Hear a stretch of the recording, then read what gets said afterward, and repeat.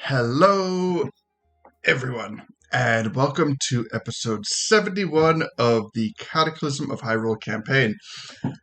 For everyone joining us, welcome. I am doing things out of order. I am the GM and creator of the campaign, Buck Finn. Everybody, welcome. Um, As a quick note, I am clearly feeling much better today. I'm very excited for this campaign. I'm very excited for what we are on the cusp of doing, as it has some aspects have been weeks in the making, some aspects have been months in the making, and some aspects have been well over a year in the making. And we are approaching all of these things with blinding speed, and I am so happy for it. So that being said. First thing I would like to do is talk about our Discord server. Excuse me, our Discord server can be found in chat, or our link tree can be found in chat. And on our link tree, we have all of our links, including our Discord server, our YouTube channel, and our Facebook group. All of these things are important in staying in touch and up to date with everything. Especially with the holiday season starting to come around, we may have some schedule changes due to just the way the holiday season is approaching, but we don't know what that is yet. So I would say get on all those things. Get on our Discord server, get on our Facebook group, and get on our YouTube channel. Our YouTube channel has been a little quiet since September, but rest assured, I still have the videos. I still have everything. I'm getting there. in fact, it's kind of like I'm doing it in an ADD piecemeal thing. Like right now, I have the thumbnail for episode 70, and I don't think I've uploaded since 67.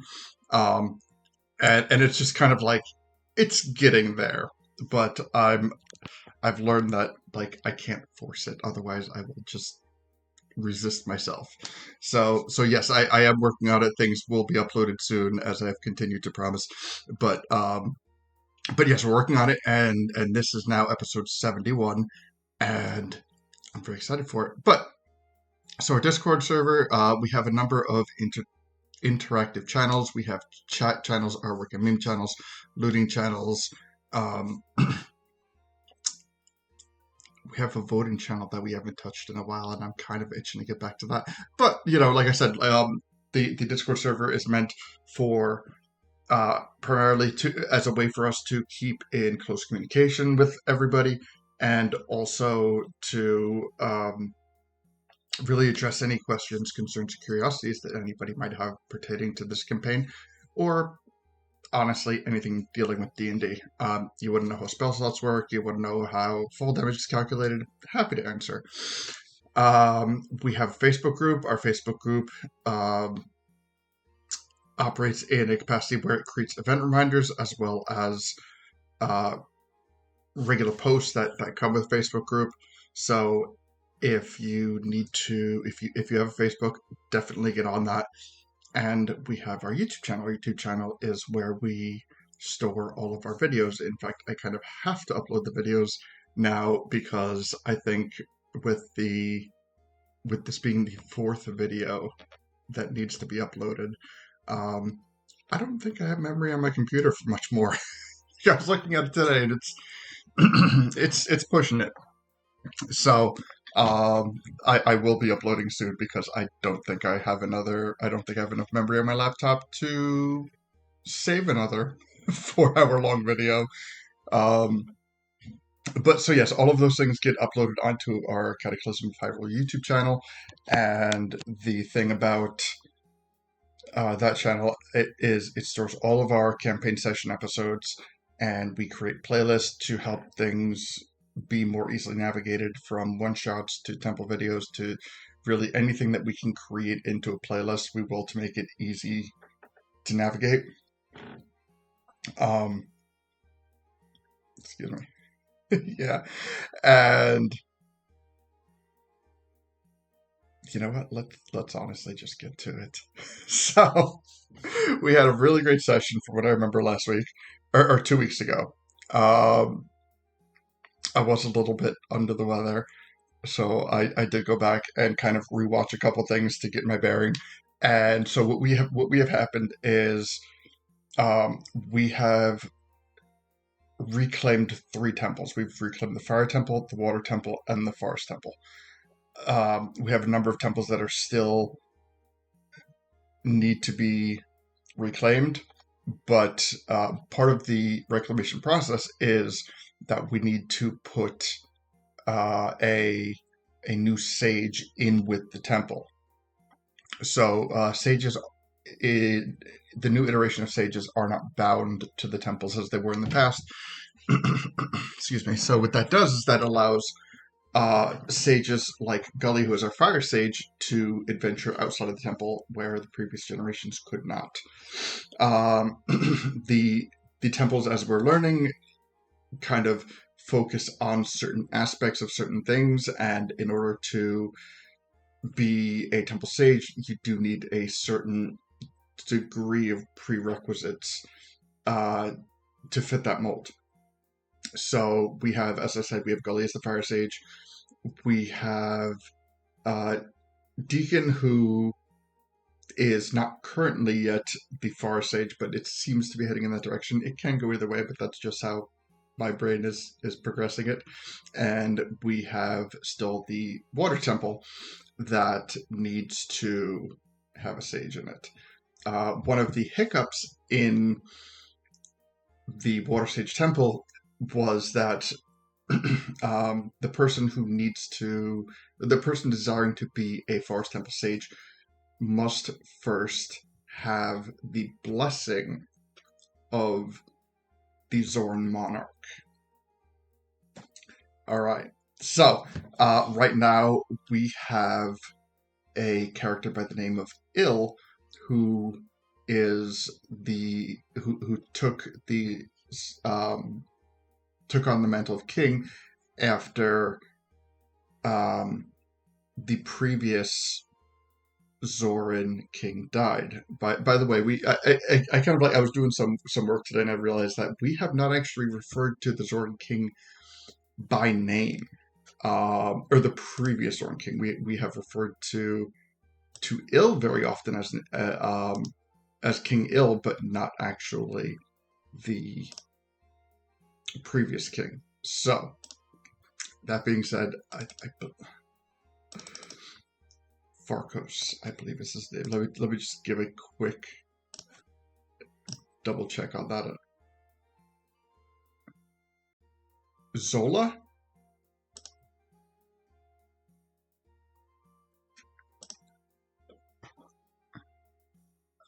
Oh, where did I get Farkos from?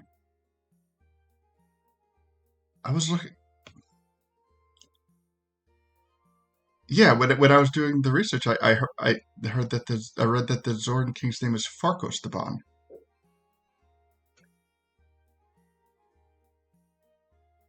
Huh.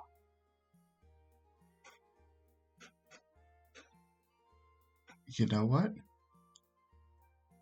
Let us address that. Hold on. I'm gonna do a quick search.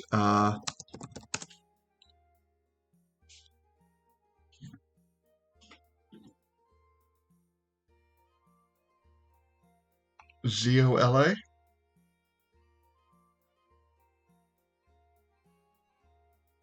I'm getting a bunch of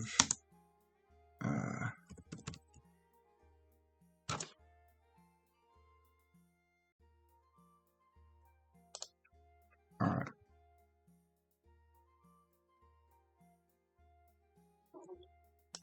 Okay, I'm on the Zelda wiki.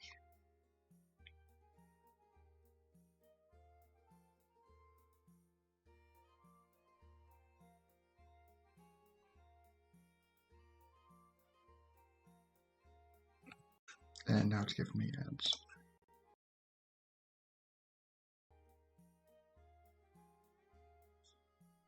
Well, you know what? Then I need to.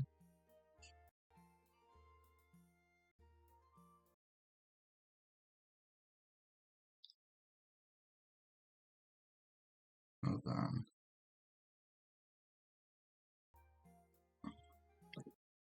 Okay, yeah, it's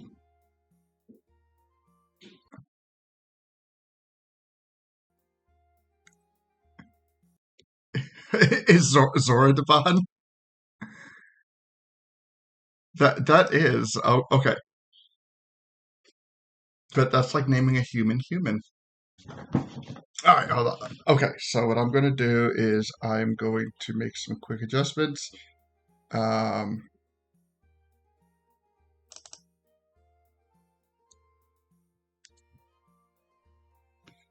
uh, oh boy. All right. Bam, bam.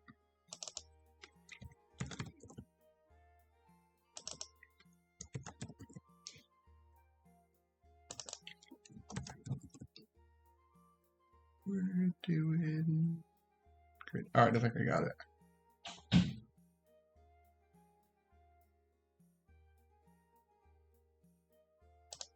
Okay, so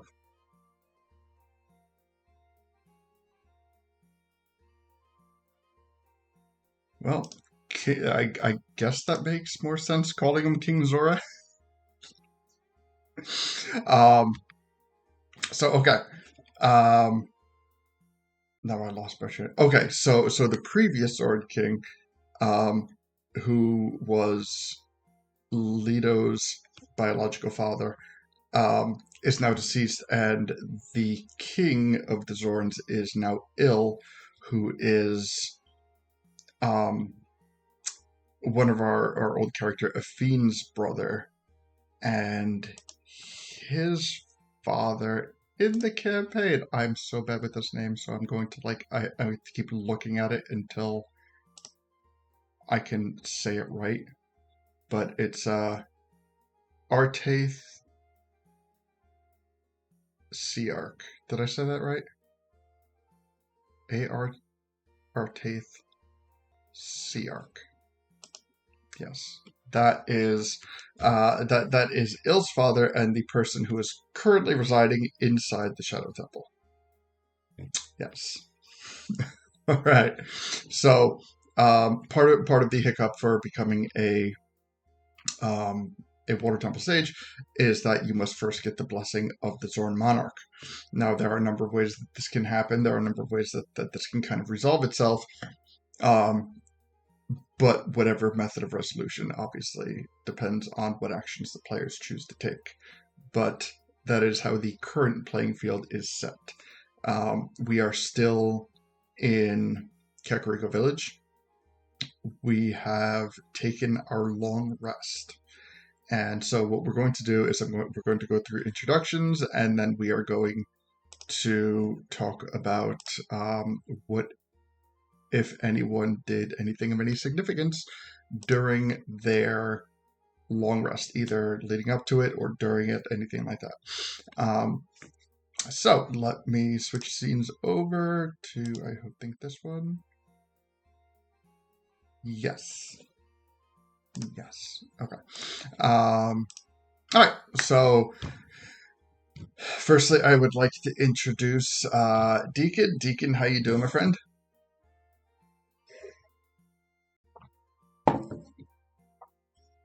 Nice. Now, as we closed out the last session, we had a very interesting discovery that we haven't really touched on since it's happened.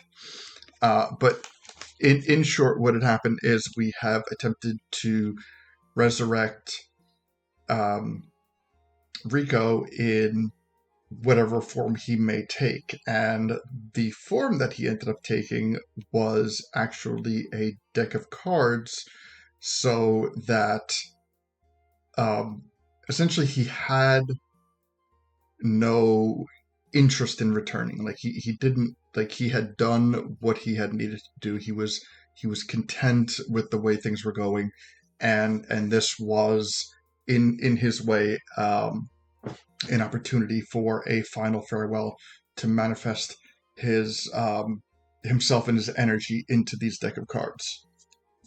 So, Exactly.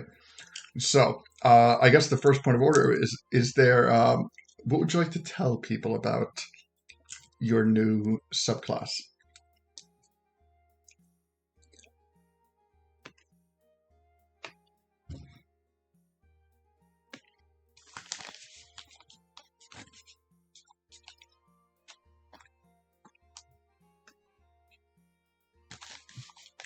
Yeah.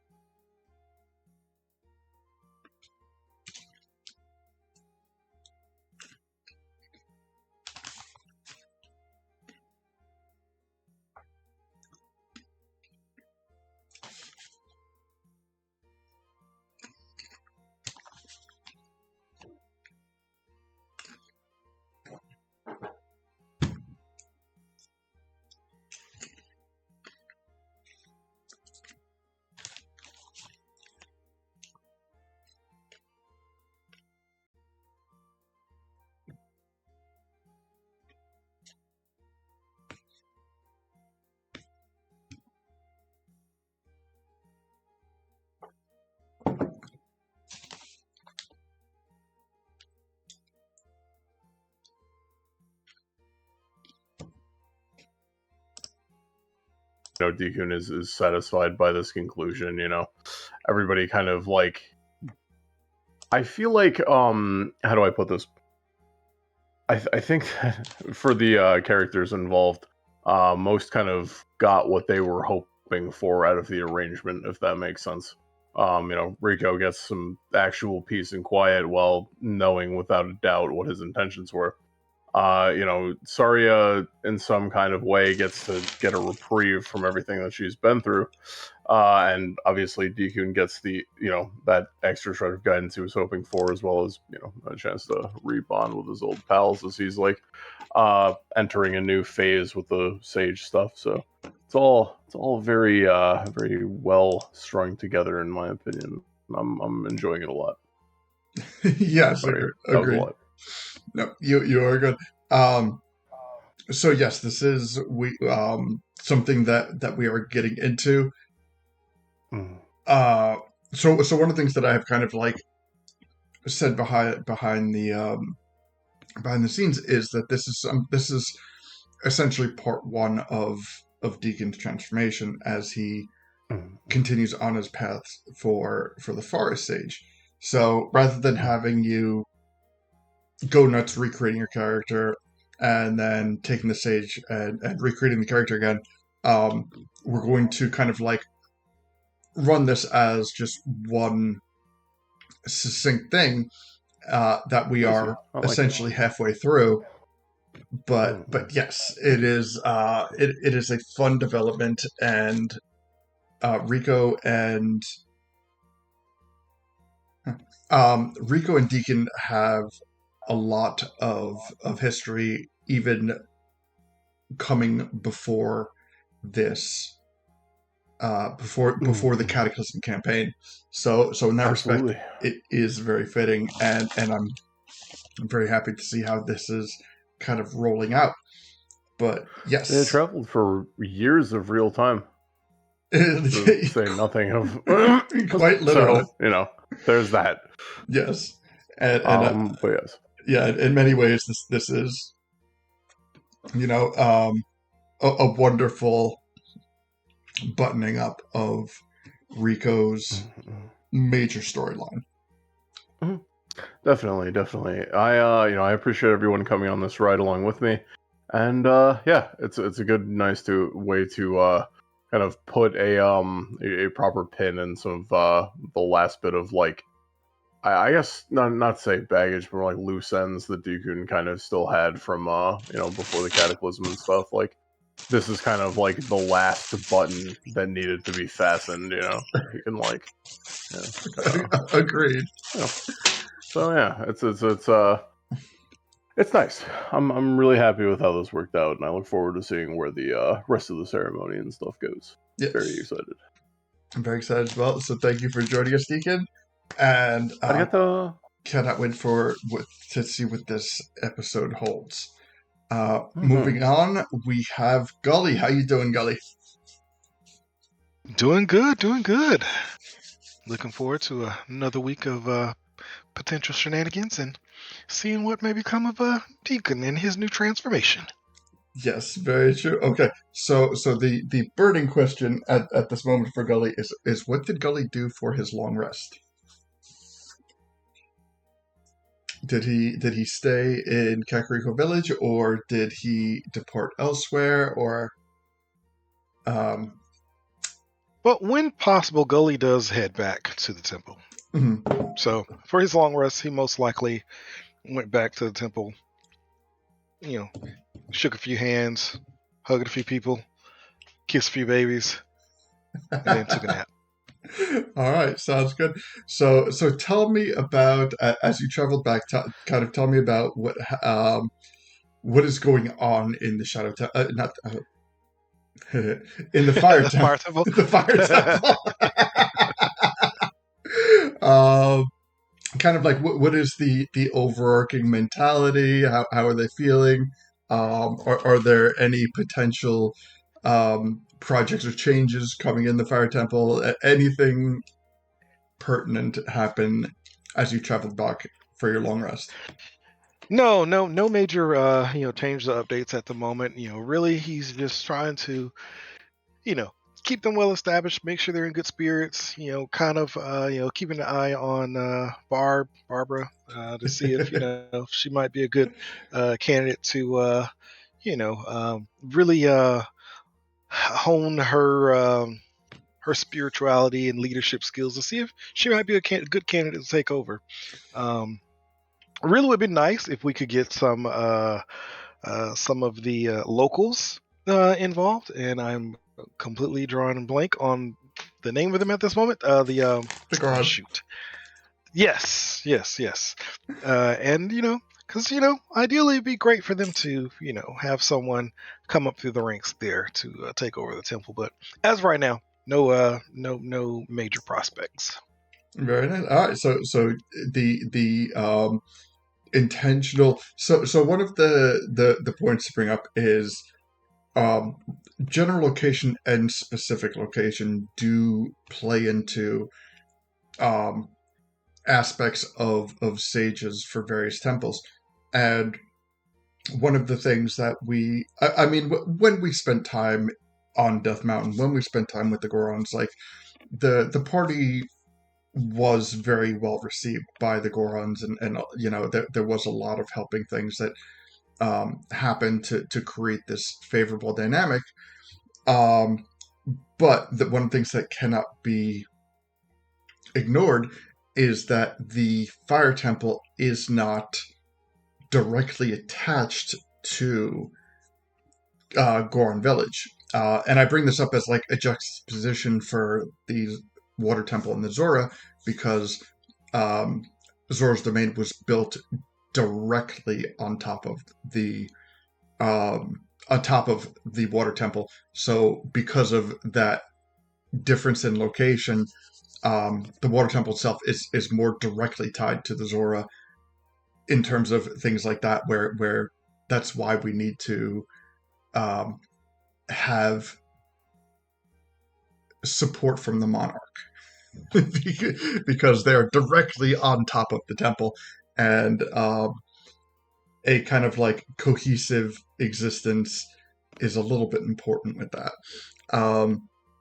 But I'm happy to hear that even though the Fire Temple and Goron Village are not directly tied to each other, that this is something that is still a concern of Gully's, and he still wants to make sure that as many that everyone is included in the sustaining of the Fire Temple.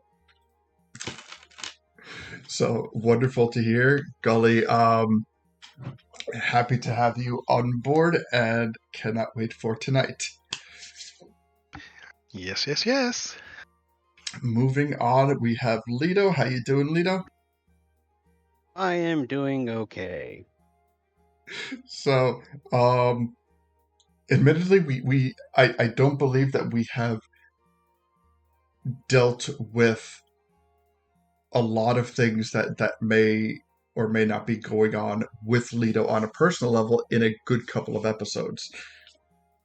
So as we kind of like continue to do things in the Forest Temple and then potentially make our way back towards Zora's Domain and the Water Temple, I'm sure that the finer details of these things are weighing heavy on Leto.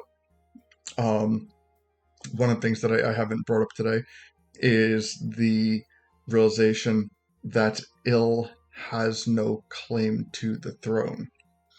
And with that being said, the reasoning for that is that Il's mother, when marrying Leto's father, King Zora, it was not a legitimate marriage because Il's father was still alive. Admittedly, most likely unbeknownst to most people. And I do not think, nor have I alluded to the fact that Il's mother is in any way polygamous. But I believe that this marriage was done with honest intent, but from circumstances that have evolved, it has now been brought to the attention of a number of people that Il does not have a legitimate claim to the throne.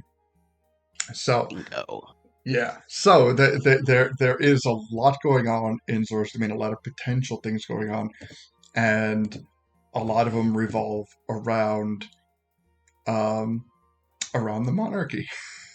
So we have two potential legitimate claims to the throne with Leto and Rudo. Thank you.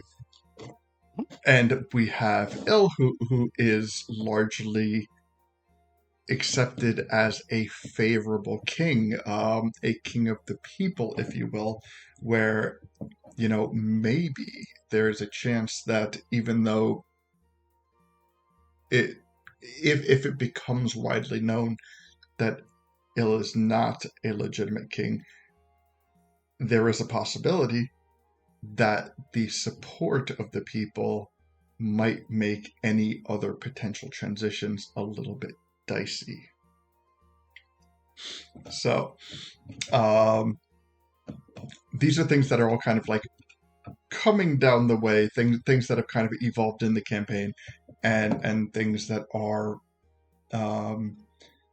more to the forefront of things that we could be getting involved in as these episodes progress. So, laying that all out, is there anything that you would like to potentially divulge about what is going on with Leto? You don't have to, but is there anything that you would like to divulge? The biggest thing right now is Leto's trying to figure out what he did wrong with the ritual. There's no body. That is fair. So it was Leto who led the ritual, and actually, you know what? No, I can't. Okay, so I was going to show you the. Oh, you know what I can do? I know what I can do. Let's talk about our Discord. On that note, I would like to prematurely share with you the thumbnail for episode 70. But I cannot post it on Roll20 because I stopped paying for Roll20. And now I have the space of somebody who has a free Roll20 account. So, since I cannot post on there, in our artwork and meme chat, I'm going to post the episode 70 thumbnail. and I think I might tweak it a bit now that I'm looking at it. But yes, so we do not have a physical body for Rico in the traditional sense. When Rico was revived, he came back briefly as a white Poe, which is different from your standard Poe. And after he took the form of the white Poe, that was when he afterwards became the playing cards. His white Poe form was his final official goodbye, his acknowledgement that he was resurrected, but also simultaneously acknowledging that for him there is nothing left in this world. He has done everything that he could do. He has given everything that he can give, and much like other characters who have willfully forfeited their future in this campaign, he had a parting gift, and that parting gift was the cards. But from Lito's point of view, that's still a lot to take in. That's still a lot to understand in what was expected from the ritual versus what the actual outcome of the ritual was. But yes, rest assured, this is by no means even remotely a failure on Lito's part. Yes, so yes, so thank you for joining us. I cannot wait to see how things continue to evolve, and yeah, so thank you. And then rounding out the end, we have Stuffin. How you doing, Stuffin? Hey there, how y'all doing? Good to see y'all. Good. So Stuffin is still kind of like thrown into this. Everything from characters to the size of the world to a lot of unfamiliar faces. Stuffin is still finding his way in this world, but he is grasping many things. He is Stuffin is building goals and intentions, and is grasping this world in a way that I feel he will eventually be able to make this strange place a home. So you know what happens when you throw stuff in? You throw stuff into something, he just puts his wings out and flies, baby. That's what he does. You throw him and he flies. There you go. He needs a bumper sticker that says "Just keep on fluffing, keep on stuffing." Yeah. He's good at stuffing things down his pants, and by that I mean sandwiches. Yeah, sandwiches. Love it. So, yes, I was thinking a little bit about your question here, about what doing during that downtime. Yes, and he's kind of aware that Stuffin's aware that he needs to impress King Zora if he's ever going to become a sage to the Water Temple. I think he goes back to his shop. What? King Ill. Oh, King Ill. I'm sorry. King Zora's dead. I'm getting my. Oh, sorry. I'm getting my. Yeah, that's right. Okay. Just looks like King the Third when I type it out. It kind of does.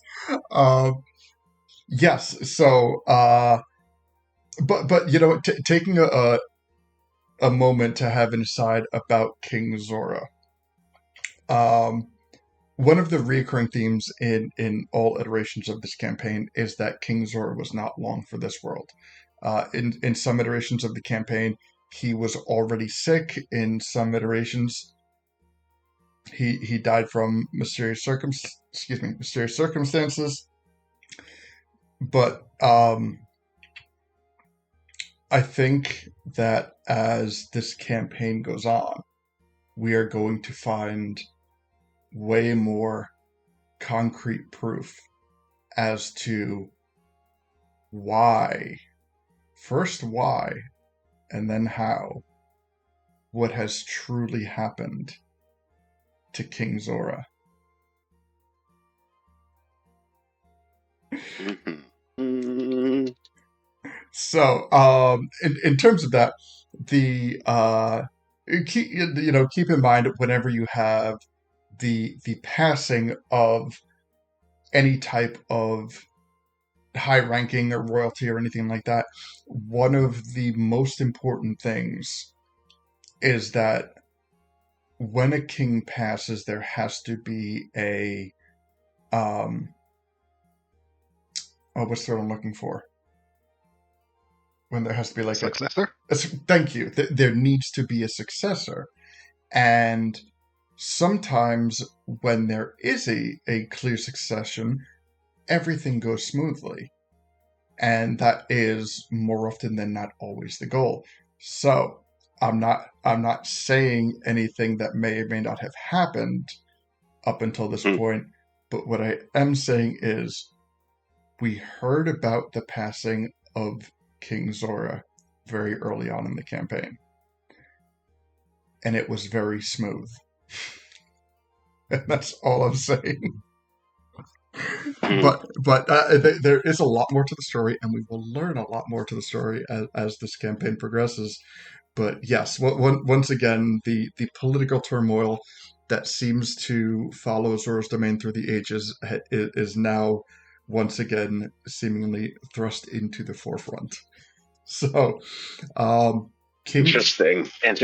Yes, so King Il is the sitting king.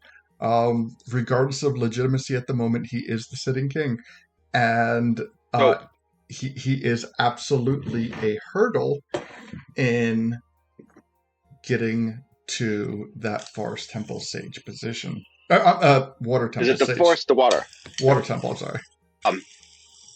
I think knowing this, he's going to use his time to try to get together the ingredients to make a special piece of jewelry, like a special ring, King Il, a magical ring for King Il, hoping that if he gives a nice enough gift, that King Il, it's more likely to approve his succession as the Water Sage.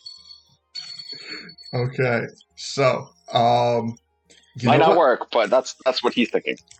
That sounds like a wonderful starting off point. So before we start off and delve into that, I did not ask the question, but to Leto, how was your long rest spent? Was there anything of significance during that long rest or prior to the long rest that you would like to have happened? I was going to do two things, but I can wait at the moment. Okay. You got it. All right. I'm just going to scry twice. Oh, okay. So, actually, then you know what? Then that's where we're going to start off because we were going to start off on the new day, but I know that we have to take a long rest after the scrying. So we'll take it a bit back.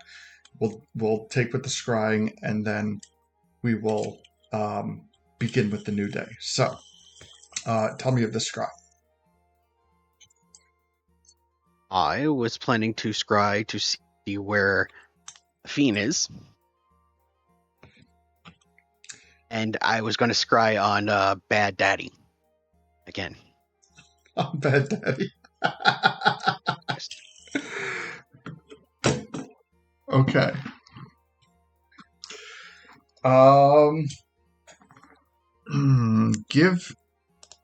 Hold on, let me I gotta check this real quick, but I'm pretty sure I'm going to need a d20 from you.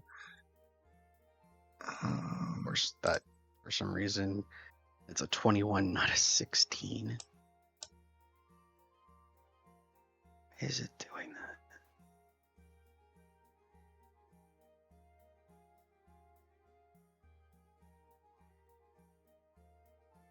Oh, actually, no. There.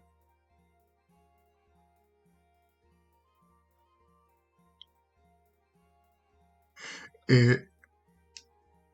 Wait a minute. I don't know why I never asked before, but do you have the components for scrying? Or do you have something that could circumvent components? I have the mirror. Oh, okay, yeah, okay. I have the mirror. Okay, gotcha. Okay, yeah. That. You know what? It's been a while since I asked that. Okay, so you can see and hear a particular creature you choose that is on the same plane of existence as you. The target must make a wisdom saving throw, which is modified by how well you know the target and what sort of physical connection you have to it. If the target knows you're casting the spell, it can fail the saving throw voluntarily if it wants to be observed. So, I will say that the scrying on a fiend fails.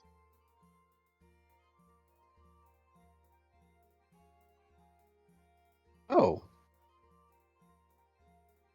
It straight up fails.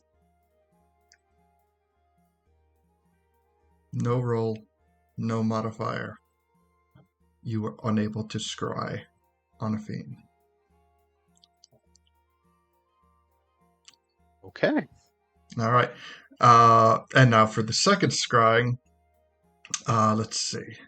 Knowledge. You have heard of the target, you have not met the target, and you do not know the target well. So the modifier for that is +5. Likeness or picture, you have seen this person before. A position or garment, I do not believe you have, nor any part of the physical body. So a +5 modifier subtracted by a -2 modifier gives a +3 modifier. And So when he rolls, he gets a +3 to it. yeah. He's got to beat a 21, do, not the 16 as it shows. Okay, so for a moment of full disclosure, I do not have a full character sheet for what the fuck is his name again? Sariak not even close. For Artaith. So I'm simply going to do a d20 +3.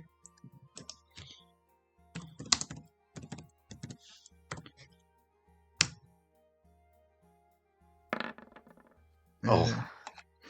Yeah, he beats it. And he Natural 20. He nat 20s it. So, so with that,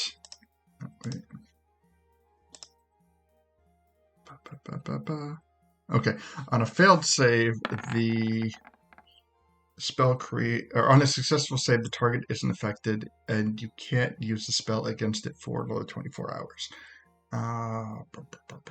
Yep. Okay, so unfortunately, both scryings do fail. That's all I can do. worth a shot. Worth an absolute shot. Yeah. All right. So the party turns in for their long rest. And I know that Gully's in the Fire Temple, and Deacon is at the Great Deku Tree with Flora and Saria. And did anyone else join them, or have you gone separate ways? Like Lido and Stefan, where have you long rested? We're in Hyrule Town. No, we're in Were you like Kakariko someplace? Village. Okay.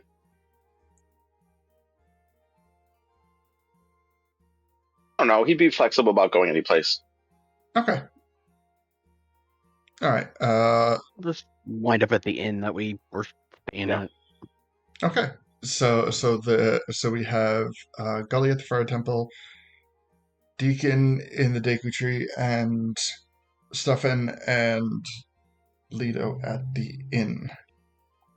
All right. So we go to having our long rests where Gully has a restful night and Deacon has an extra restful night because he is just bombarded with information about this card thing going on because as we ended up the last session, the reason that the cards have come into play is because while in the Forest Temple and prior to that even Saria and Rico have had bonding memories and experiences over playing cards, and that's how this has manifested itself. So, Deacon is taught about like the significance of the cards and the backstories and all that and stuff and so he is just like mentally burnt out by the time that they take the long rest and he has a deep rest and Stuffin and Lido go to the inn and they can hear the murmurings and the talkings of everyone who was there for the ceremony, and for that, like, we have reached a point where it's kind of like they would be aware that they were listening to what the ceremony was like for their for people witnessing it.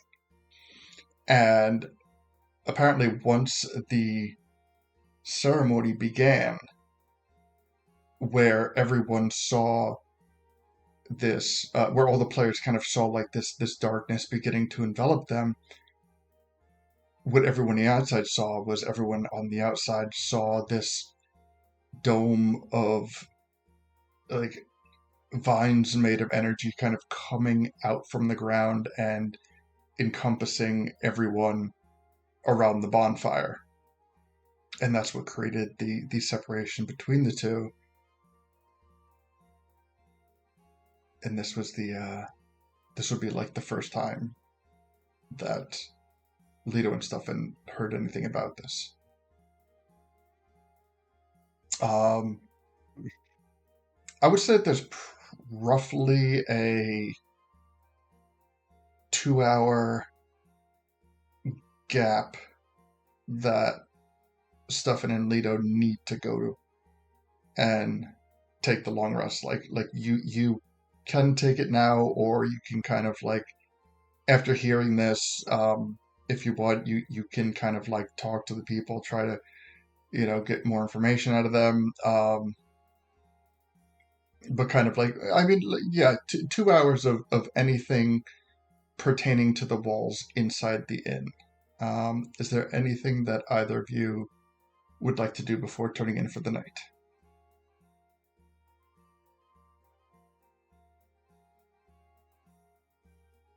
All right. Yeah, with Lido, could we have a conversation about the walls? Maybe I don't know that there's anything I specifically want to do.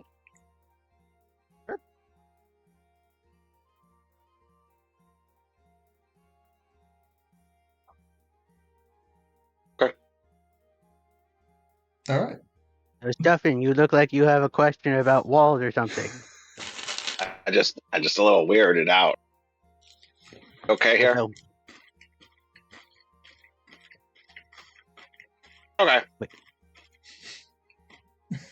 All right. Walls are weird. Got it. I'm just gonna go to sleep. Walls Perfect. are weird. As long as I don't need to worry about it, I'm fine. I'm used to weird. I'm okay with weird. All right. So you do have a restful evening. the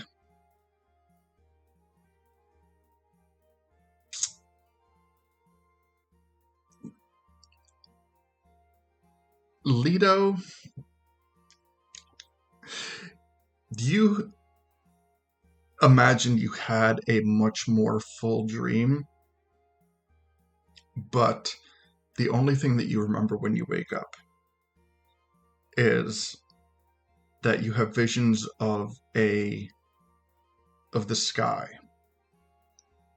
and it's almost as if you are having a dream where you're floating on top of the clouds, and beneath you you can see that there is like a mild storm brewing.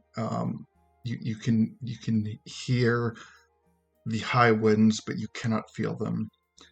You can see thunder, or I'm sorry, you can see lightning jumping from cloud to cloud beneath you. You can hear the thunder crashing from the lightning strikes, and in a very brief moment before the end of the dream, as you are on top of the clouds, you can see as far as you can fathom a collection of crystals, very large crystals that seem to just be suspended in the air amongst the clouds. And that is the entirety of your memory as you wake up from your dream. Okay. So, let's have Gully wake up first, because he's physically the furthest away. Gully, you are woken up by the sound of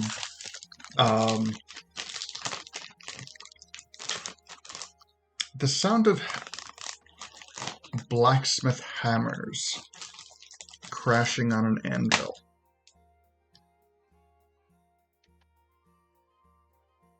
So just that like high pinged, like cling, cling. This is what you are waking up to. Okay.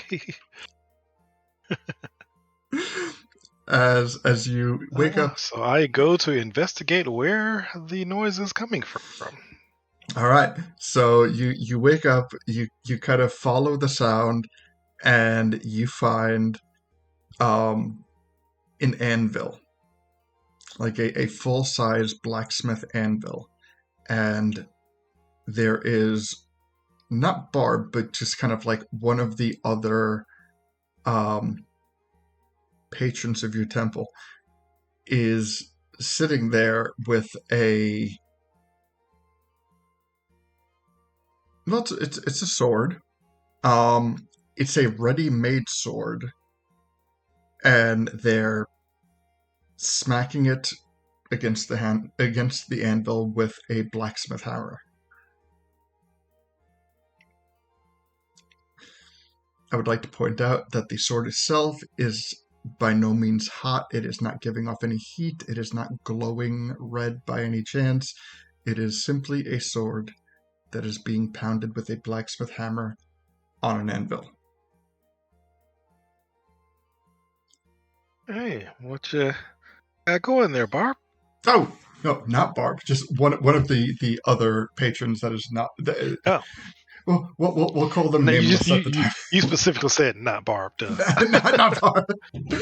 So it is just kind of like your standard Hylian, one that you remember making the travel and the trip, but not one that has been notable enough to remember their name.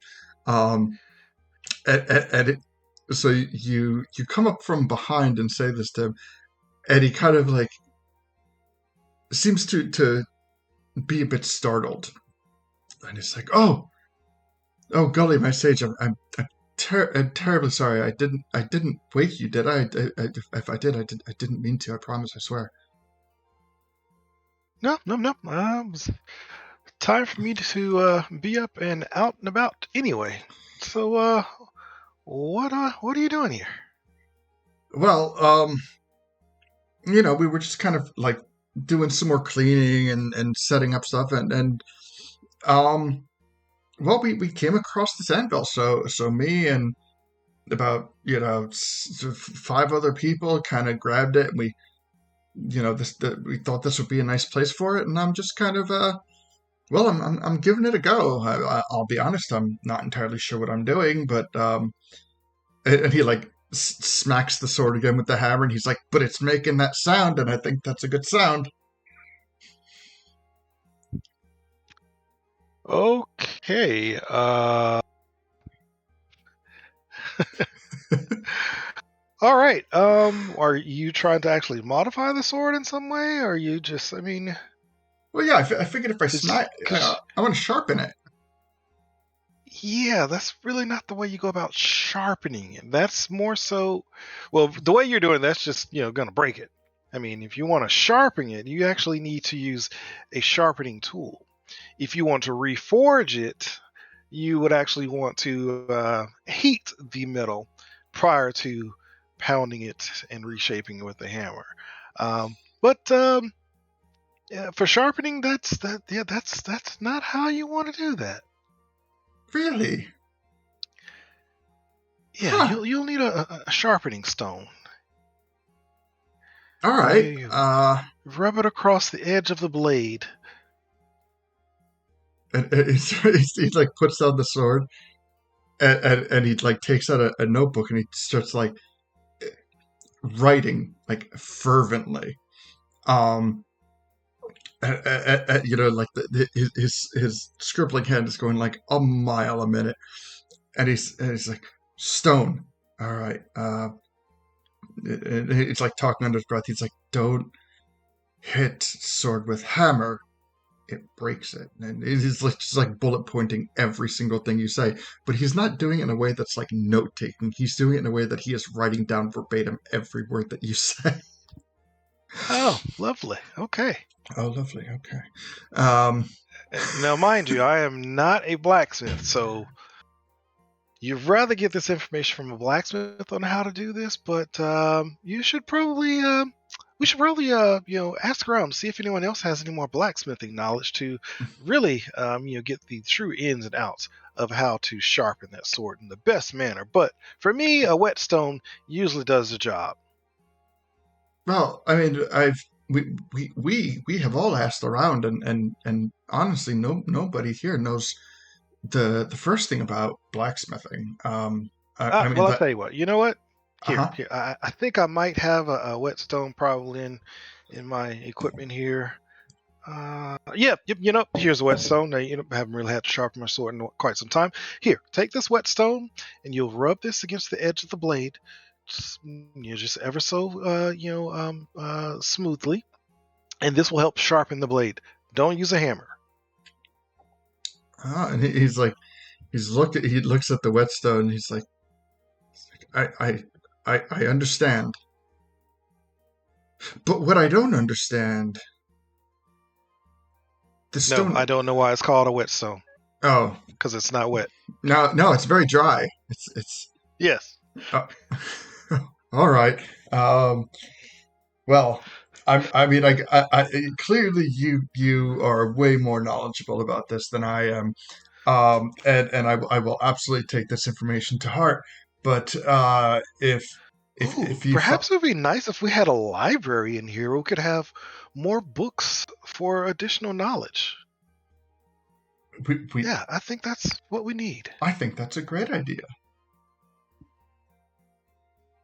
Yes, I will get to work on this. Actually, if you could you make a list for me of potential requests of books that some of the others would like to possibly have added to the library? I think that's a great idea. Phenomenal. Here, bring over this actual fire temple. There we go. Okay. They're going to fix this a little bit. Okay. So, since you have the ability to fully terraform this temple at any given point, any way that you see fit, let's talk let's talk library.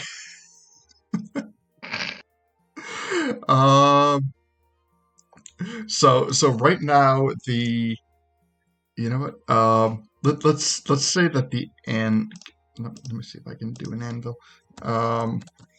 We'll say that the anvil is, if I can find it, kind of like right in this center area. Yeah. Did that carry over? Oh no, I'm on the wrong page. Okay.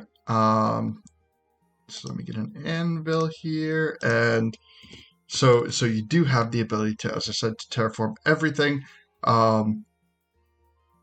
How big would you like this room to be for the library, and where would you like it to be? Oh wow. I mean, it should actually be. Should be fairly large. I think it should not be the focal point of this place, but it should definitely be a very pristine location that is sought out. Probably. We'll make this like it as if it has like kind of like a main atrium that is well,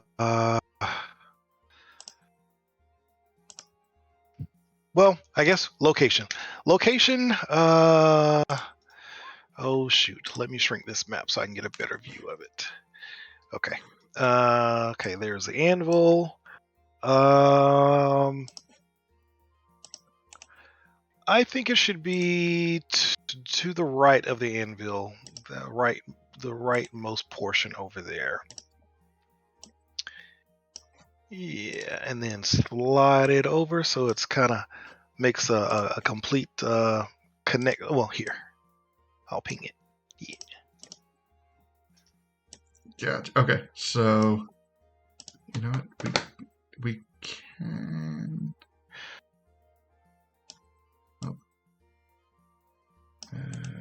Move that to the front. Okay, got that. That. Baby. And we'll do one more. Okay, how's that looking? Actually, no. Yeah, that works. Let me even this out a little bit. And within this library, it's actually going to be multi-layered, so it's going to have like, how do I want to describe it? Like 2 sweeping staircases. Ooh. All right, so let's see.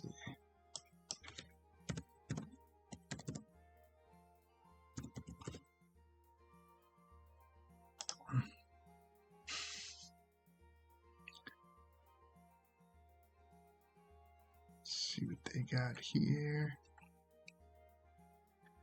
We have like and of course, the shelves in the walls are going to be like made out of these like cinder shelves, like like from the cooling and of course like a lava flow. Because there's magma in here, so yeah. So we'll use the lava to actually like shape and form the grand rows of bookcases, bookshelves. There we go. Words hard. Gotcha. Bookshelf.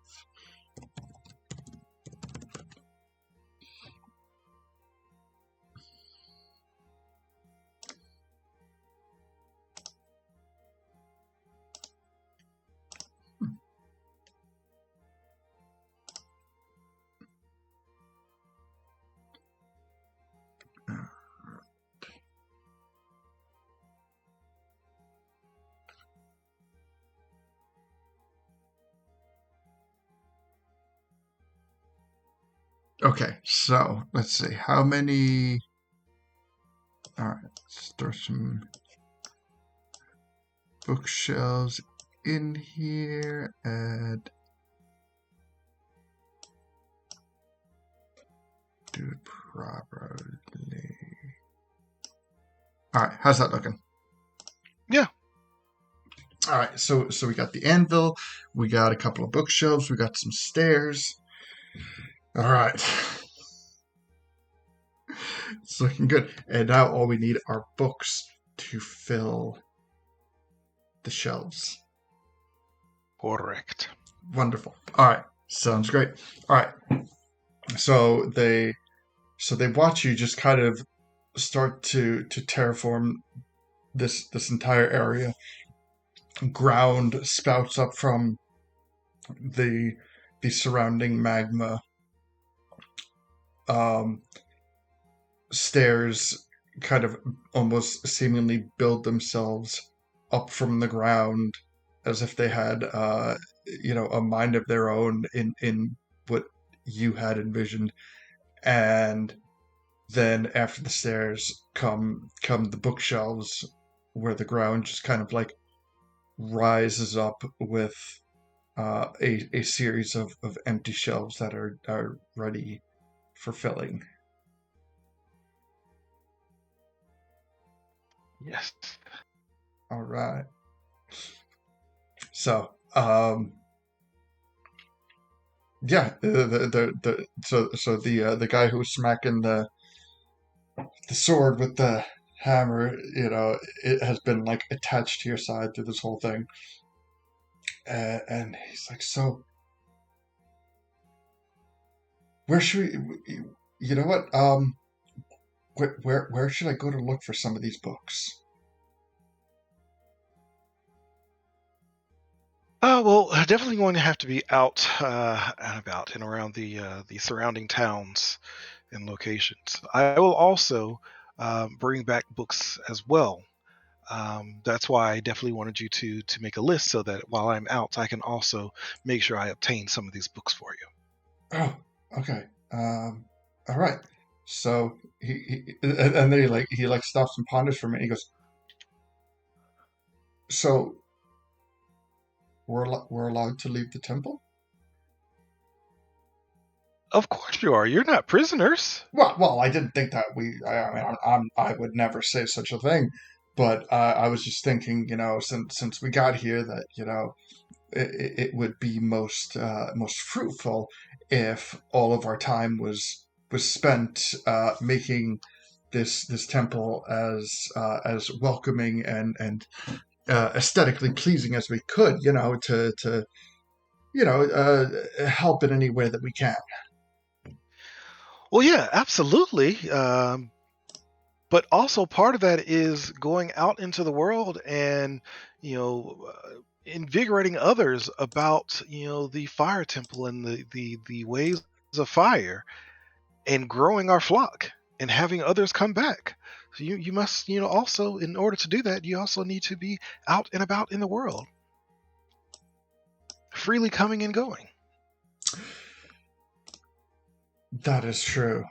We hadn't thought of that. So, I'll find a couple of people who have some urgency to do this, and we'll check out the nearby villages, and we'll spread the good word, and we'll see what we can do. Especially since if Gorons are supposed to be really good blacksmiths, so They are, yes, yeah. and they're right here.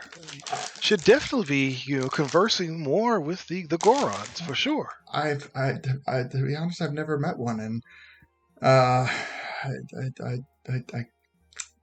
I always thought that they might be a little intimidating, but they're pretty big, so yes, that can come across pretty intimidating.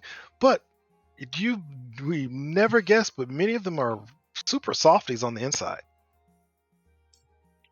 Well, I wouldn't I wouldn't dream of doubting you, anything that you said. So, you know what? I'll spread the word amongst the people here, and I'll grab a couple friends, and we will go and check out Goron Village. So see what we can do. Awesome. I can't wait to hear how it goes. Well, thanks. Definitely check in when I return. And I will be sure to not disappoint. Threw an image, library image in chat for you. Cataclysm chat. Awesome. Also, of course, minus the books and scrolls. We don't have those yet, but that's the idea. Oh, that looks so cool. Yes. You know what? I just can't upload it yet. But I Oh, no, it's fine. No worries. No. You're good. But yes. I'll let everyone know it's a really cool looking library. Just trust me on that. And so as a timeline, so honestly, like as a brief aside, I had my Roll20 account linked to, I think, my Cash App. And my Cash App debit card expired, which is why I have found myself in this predicament of not paying for Roll20.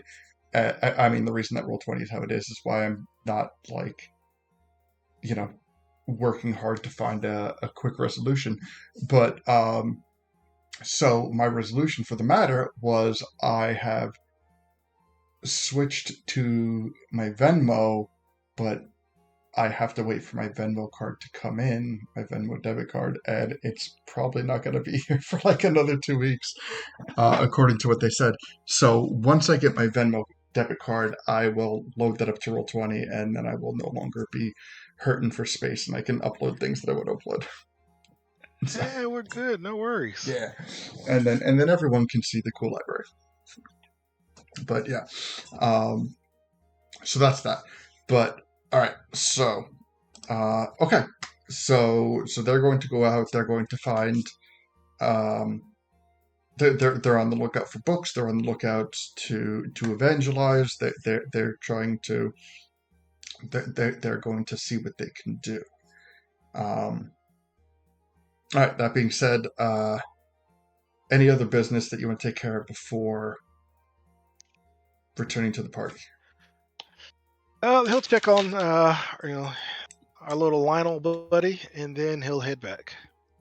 All right. So Ralph is still asleep. He definitely won't wake him then. And he is kind of like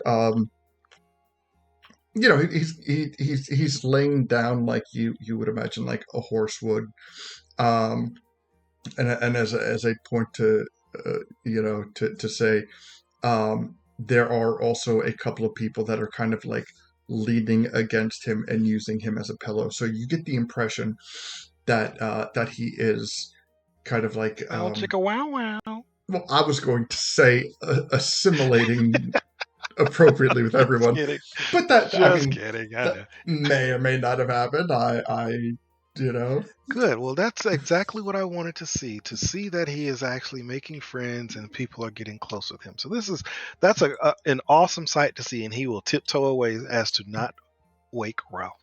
Fair. All right. So anything else before porting over? Nah, that's it. All right. Because now he needs some food. Gotcha. Well, he'll probably eat something before he'll grab a bite and then he's out of there. Okay. So he's like walk by, grab a bit of food, and then just poof, like blink right out. Okay.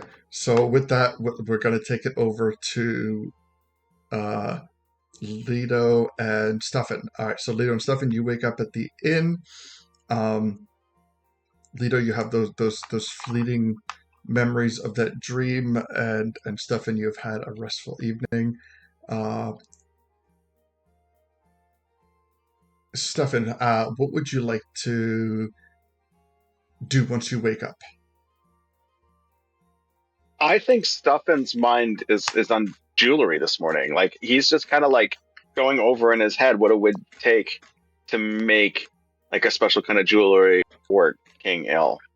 And he's like grabbing down ingredients and like coming up with almost like you're cooking a recipe, but like crossing things out, figuring out what he might need to do, what it would take to impress this king enough.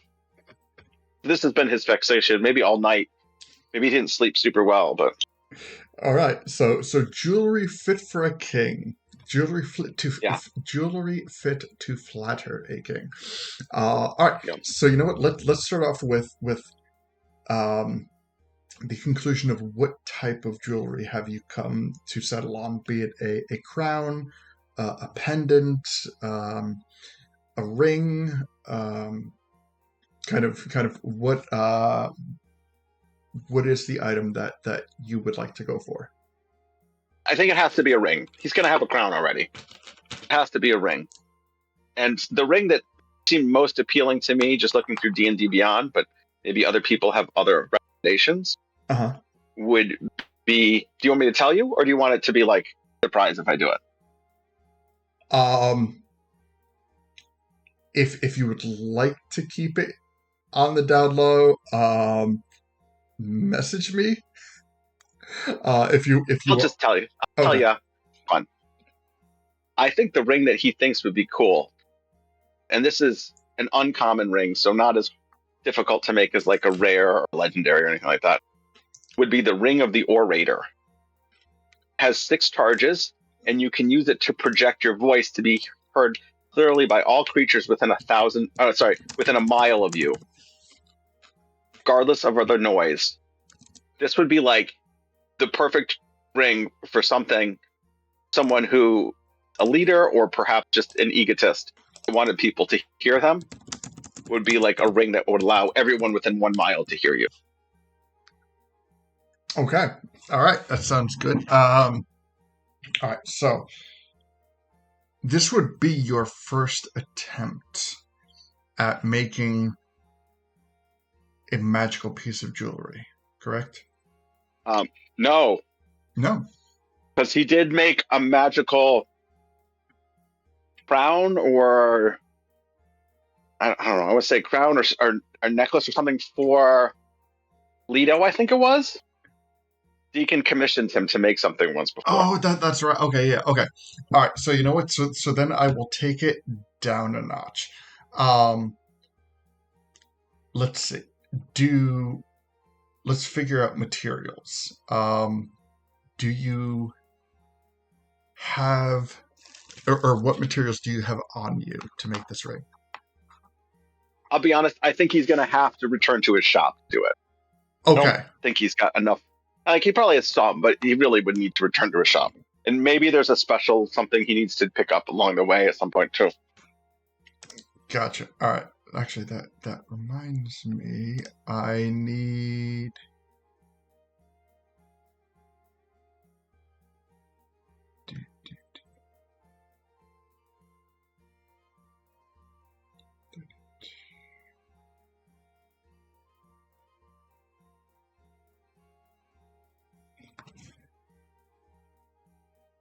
Hold on, I'm looking at my notes. I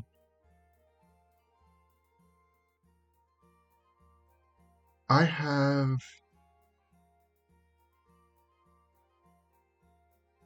Okay, all right, I understand what I'm doing. Okay, I need you to roll me 2d20. D20, okay.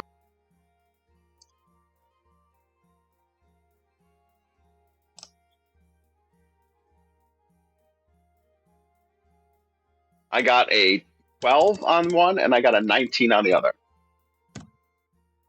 Okay. I don't know if there's bonuses or not. A 12 and a 19.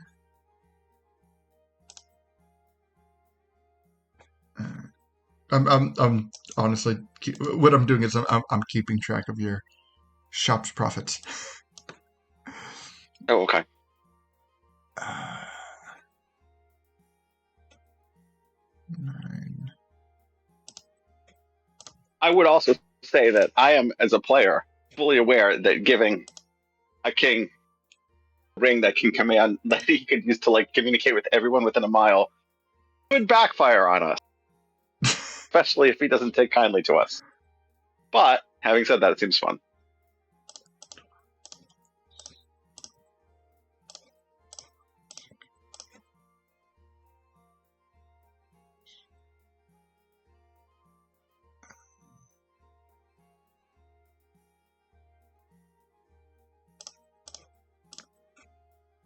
All right, that brings us up to.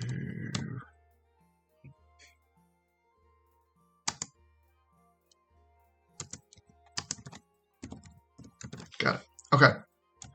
All right, so shop's doing good, and yeah. All right. So okay, so the goal is before making the ring to head back to Hyrule Castletown to fashion the ring in your shop.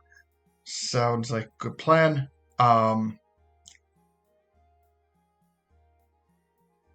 Lido, what would you like to do as you wake up?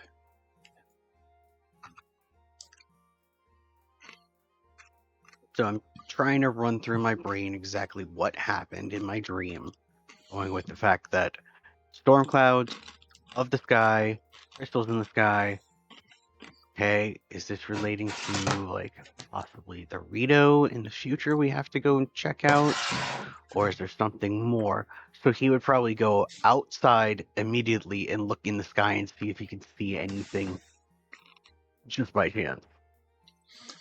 The sky is beautiful and clear, but there is something rather familiar about that dream.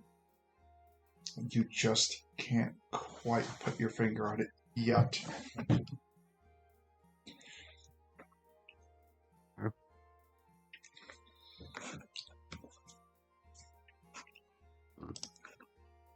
But as you get closer to it, I will, if and when you get closer to it, I will definitely divulge.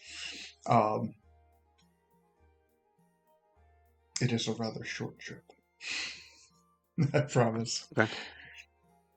Other than that, he'll just wild shape and, fly around the village. Just make sure everything's going okay, nothing odd is happening. And after a trip around, make sure everything's okay, he'll come back to check and see if stuffing's done yet, since he doesn't know how long this stuff takes. Well, Stefan is going to do this when Stefan's going to make the jewelry when we get back to Hyrule Castletown. So, I would say, like, if we were to classify anything that Stefan's doing right now, it is simply like he's in like the planning phase for the day.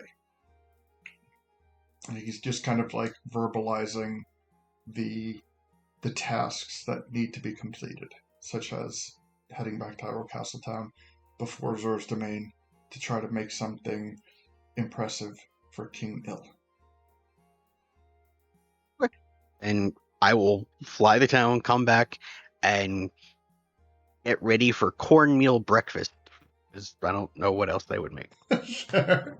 All right. Well, so I'm going to say that Gully teleported back to the Deku tree. So Gully is with Deacon right now. But from your perspective, it is simply you are unaware of Gully's incoming arrival. But you know that Deacon is in the Deku tree and Stefan is in your general vicinity. So, so staying in the town and kind of like getting a grasp on everything and just kind of taking the morning. With that, I'm going to move over to Deacon. And all right, so Deacon, you have woken up for the morning, and I'm going to say like as you wake up, you get this like the sensation that you are being watched. Like you're in a nice, restful, slumbering position, and you just feel these eyes on you, and you just completely wake up from a deep sleep. And what would you like to do?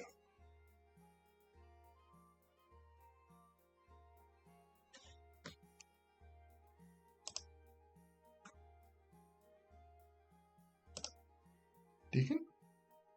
Oh, you're muted.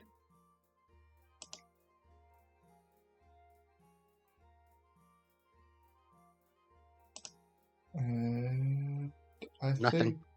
Oh, I guess Deacon had to step away. So, I'm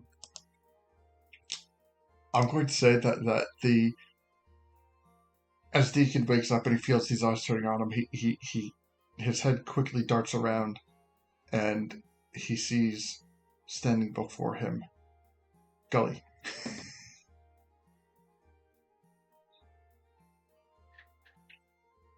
So, yeah, Gully, what do you say to Deacon as he wakes up?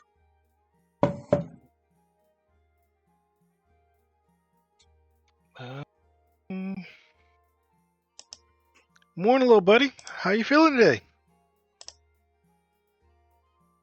I'm good. Just oh man, like my head, it feels like it's just crammed with so much new information that, oof. I mean, learning how to read had its difficulties, but this is a whole new different ballgame.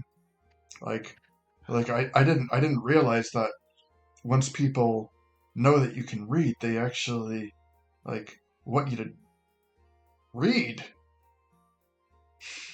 Yeah. That is the expectation when you can read. And then, but you get used to it because then it becomes just kind of second nature, and you're reading things all over the place without even realizing that, oh, you just read something. It's just like second nature.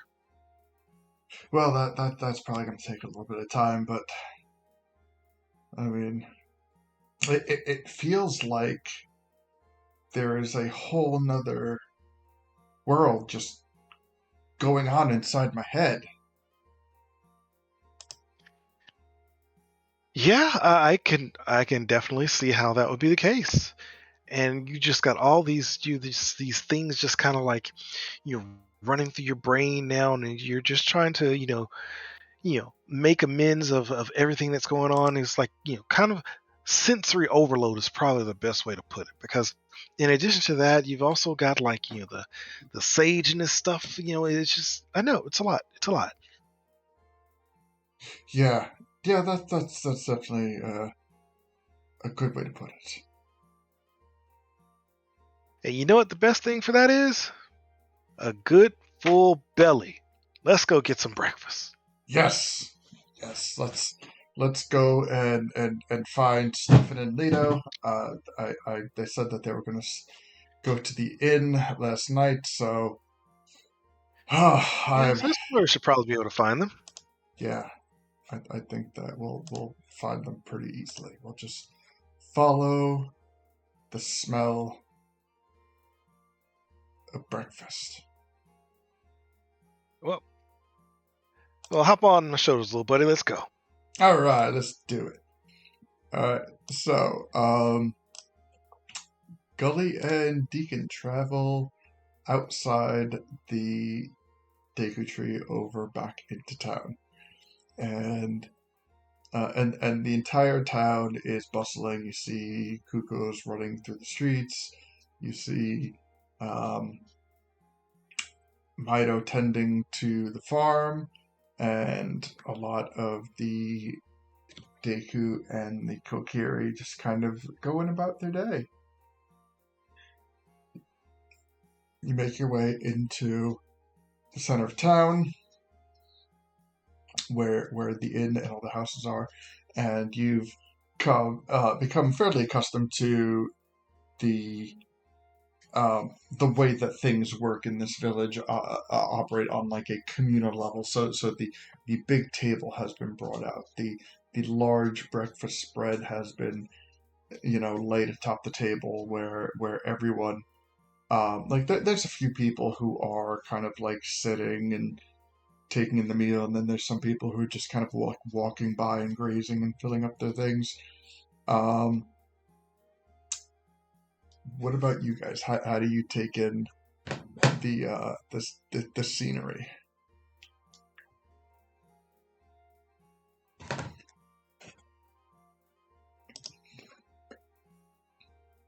Yes, does Deku actually say anything by chance? Since he is here, I read. Maybe, possibly. If he remembers, he's muted. I think he's having technical problems. He can send me a message on the side. There we go.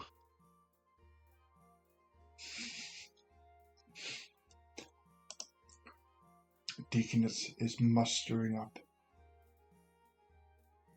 No, he popped out of voice. All right, he might be restarting. So yeah, honestly, you see when Deacon comes down, accompanied by Gully, he has this wide-eyed stare. Like he is just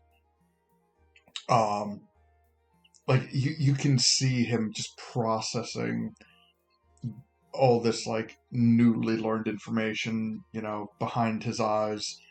To the point that I would say like a couple of times, like as you're trying to talk to him, you keep kind of addressing him by name to kind of like snap him back into the moment of reality. Because pointing out again like this isn't just a side class that he is beginning to undertake. This isn't just a deck of cards. This is his kind of like the only thing that is left from his friend, and I'm going to liken it to the thing that Leto carries, that is the final piece of the woman that he loved, and being that at this point, I know, but Just trying to help. yes. So in that respect, like out of the entire party, like Leto, you were able to make that connection because there's something it is something not too dissimilar than what you have gone through and what you feel at any given moment, that there was somebody that he cared deeply for, just as you cared deeply for someone, and the only thing left is simply a what equates to like a token, a fraction of themselves and what they were, and knowing that there's also this feeling impending that last sliver of someone's existence that you care about can theoretically be gone forever in a moment. And all of this you can see kind of unfolding in Deacon's consciousness.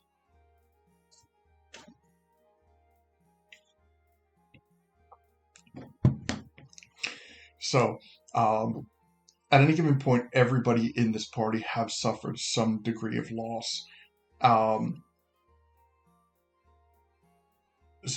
But in terms of that, Leto, you are the only one who can relate to it on that close of a level.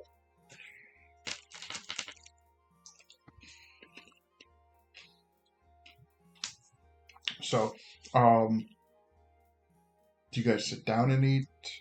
Do you kind of graze and eat? Do you grab some food and look for other people? Do you grab some food and kind of go off in your own direction to talk about things and figure things out? Like, what is kind of the goal of gathering for breakfast? If I'm not mistaken, our breakfast options here are more so on the vegetarian side, correct? Correct. No. I mean, there are things that are non-vegetarian, like eggs, but larger sources of animal protein, like lons, would not be present. It would be more like smaller types of animals, like chickens or cuckoos. Okay.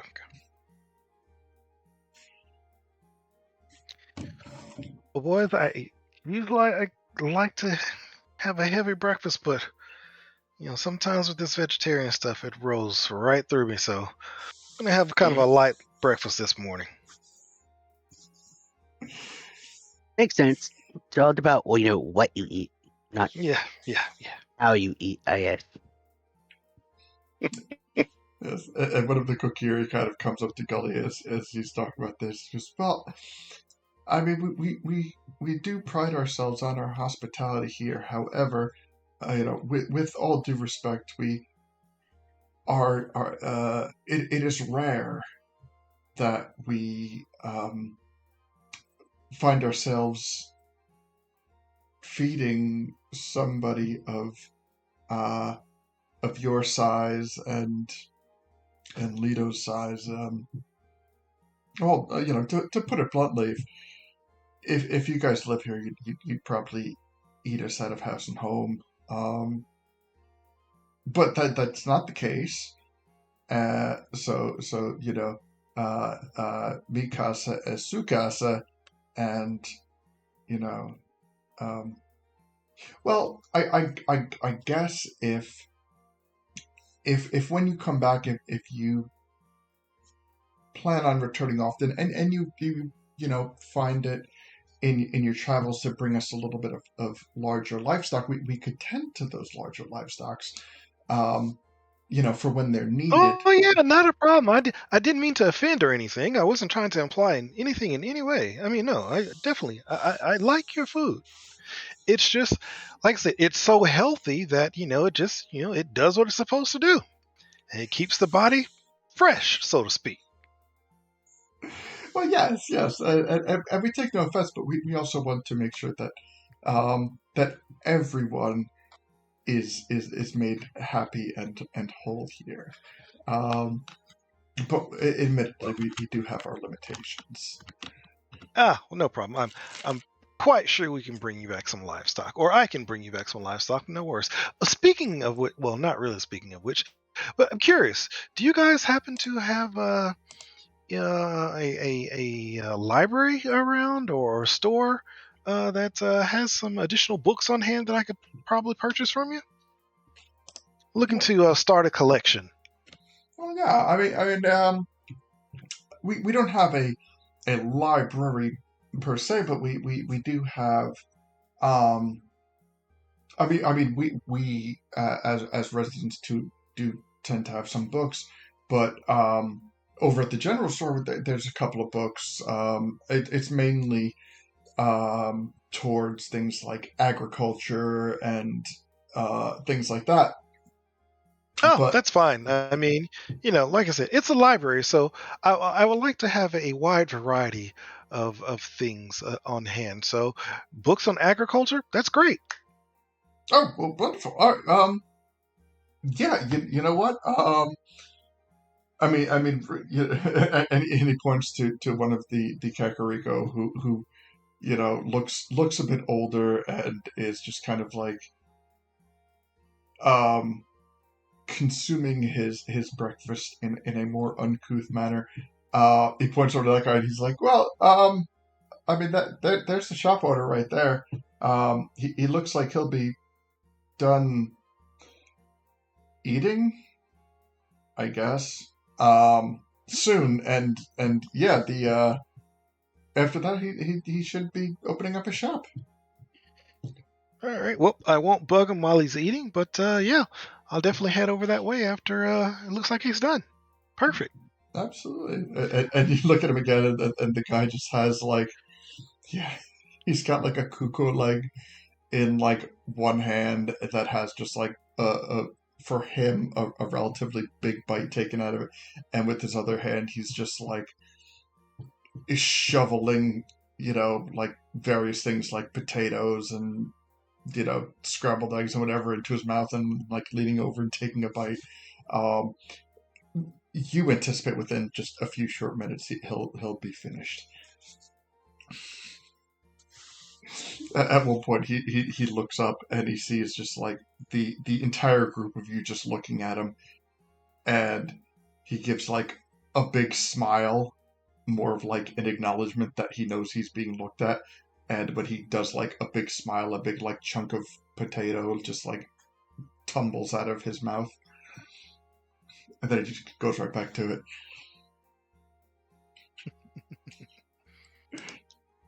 So I would say, yeah, within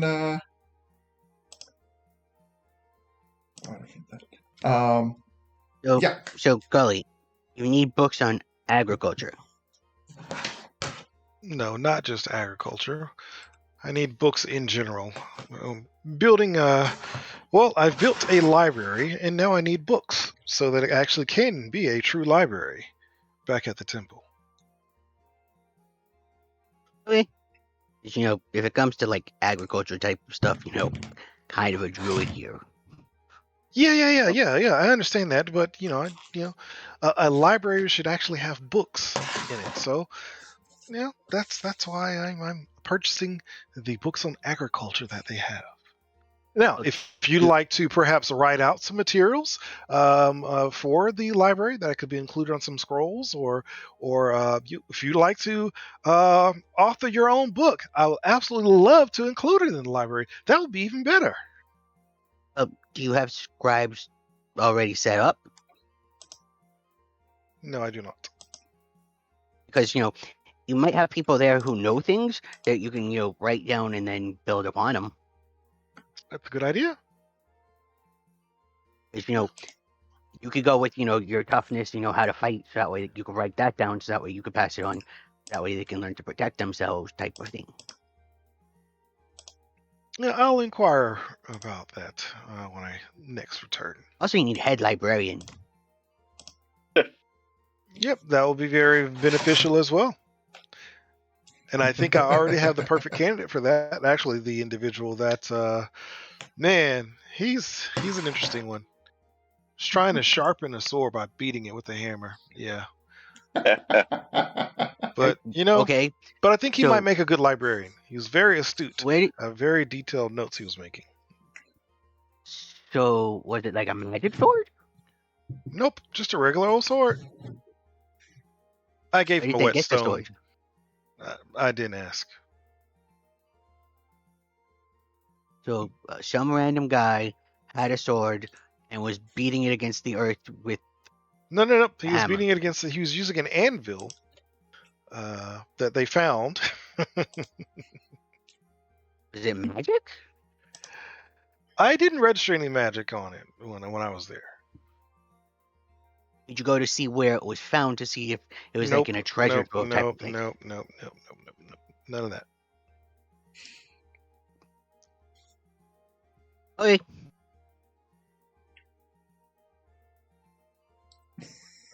Yeah, you can always, hire people to rewrite books, like I'm pretty sure Castletown's got a bunch. Yeah, why hire people if you can have people do it for free? Because the fact that you'll probably get better quality out of it. This is true, but I mean, I'm working with limited funds here.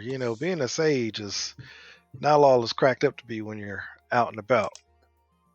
You know, usually when you're out adventuring, you make a little coin, but I don't know. We're kind of struggling. Well, you do have the crops that I helped set up. Maybe you could establish like a trade with like the Gora, Um, and they can Hey, pay in like knowledge and stuff like that. is Stuffin around with you? Yeah. Stuffing. Okay, yeah. Well, I think Stuffing should be here. Mhm. I'm kind of wondering if stupid, but if you just want to copy books, like maybe we could get some unseen servants to just like write and copy. Work you have to like spend a few minutes every hour getting them going, but Let's you still just get to unseen. the problem of I need the books. Yeah, but you just So am I just gonna if you put unseen servants out in different libraries around the world? we probably have to be Ooh. there, but like there's the secret library that's in Hyrule Town. Got like all these. Well, I don't know if they'd let us take any copies out though. Can't we just?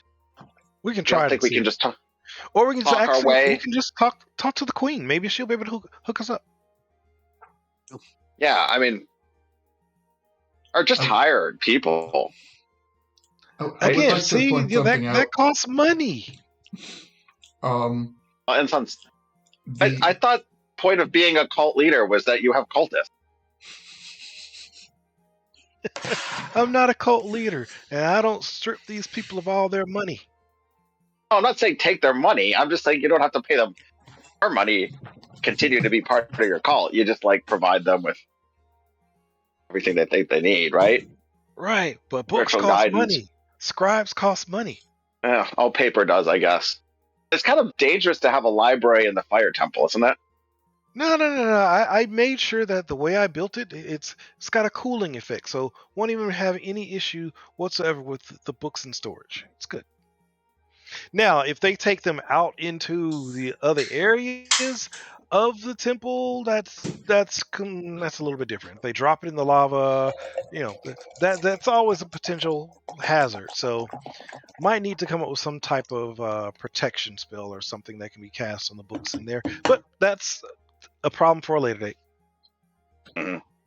Actually, I guess it's not really a problem for a later date. It's something I need to solve now because as I start getting books and taking them back, I need to make sure that they're protected. Oh my goodness. I didn't think this all the way through. I mean, do you want good books or just want books? Because maybe there's like a library of law books or something. No one's going to care if you check them out. Be like, Well, I would like for the library to be very eclectic, so anything and everything works. Knowledge is knowledge. so all you need is paper and like some, I don't know, intelligent monkeys to just write stuff on it. There you go. What's a monkey? No, I'm just kidding. Just kidding.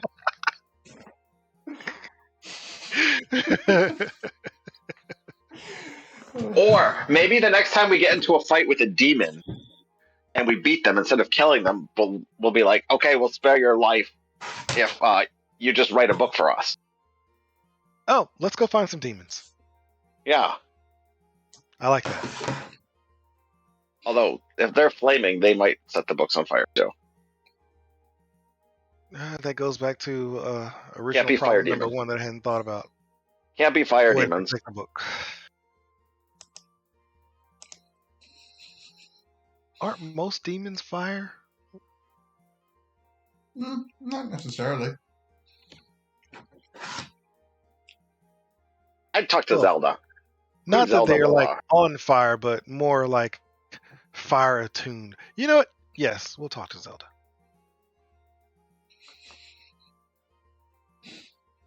and We should Deacon- give Zelda a sending stone. that's a good idea. I'm just wondering if, like, I mean, Deacon, I don't know, shoots those little nuts out or something and bark and Wait. stuff. Like, Who should have a these- stone? Really? Zelda. Zelda does have a stone.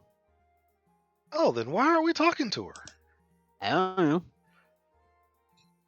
It's It's one of the I things don't that I know. set up with each It's of the heads. Basically, the not too only early to one contact her, is it? I know she is a queen. probably already been up for like hours.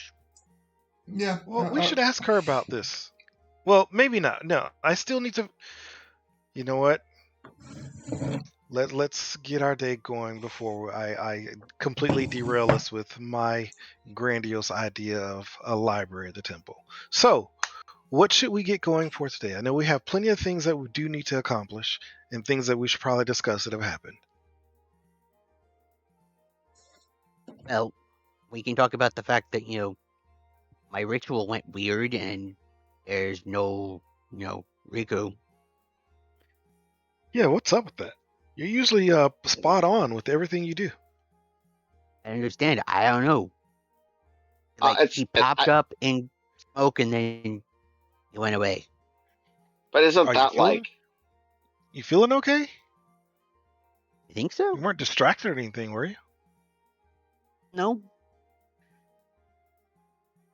Isn't that kind of how the spell works? It's like only as good as like soul of the person that you're trying to bring back. Like maybe Rico had a reason for doing whatever he did. Like he left behind those weird cards, and our deacon seemed to like them. Maybe there's a reason behind Rico's stick. Maybe he likes the afterlife. Yeah. Yeah, like maybe he didn't want to come back as his old self. I don't think it's you. This is not a you problem. What I'm trying to say, Lito. This is a Rico. Suave. Well, I mean, the that's what biggest I've thing learned in was. life is Go ahead.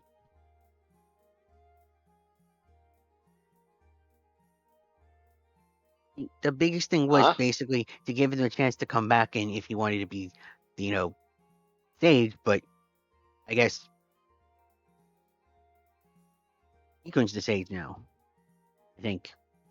Right? Not yet. So It I was. think Rico maybe gave him his blessing, but we have to go through the formal ceremony and whatnot. and I guess we still need to talk to Saria then to figure out what to do the ritual to make him.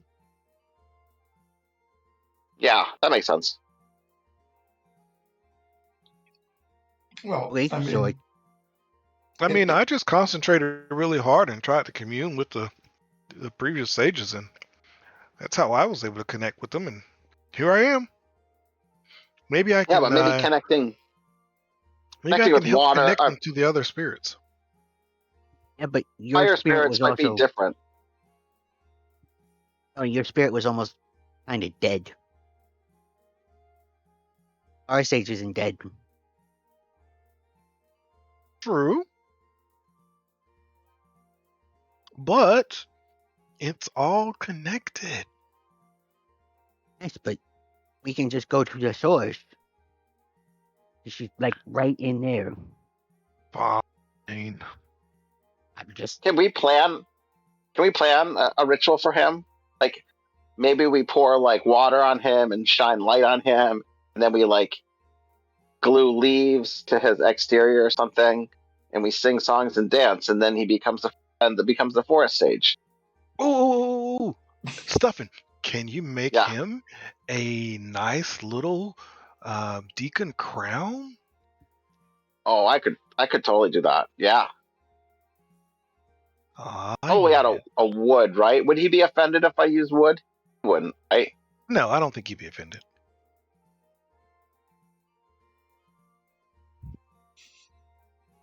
I mean, he still eats vegetation, so I don't think he'll be offended. Yeah, okay, good. Like, you'd probably be offended if I made a crown for you out of bones. Of, like, humanoid bones. If they're made out of humanoid bones, yes, probably so, yes. Yeah. But if we're talking like, other animal type bones, Okay. Not so much. I'm good. Can we throw him a surprise coronation surprise party? Oh, she's right here. You realize that? But he's kind of nodding off. I think I don't know. Not uh, he's not listening carefully right now. Caught up in something. We talk to Saria and throw him a surprise party.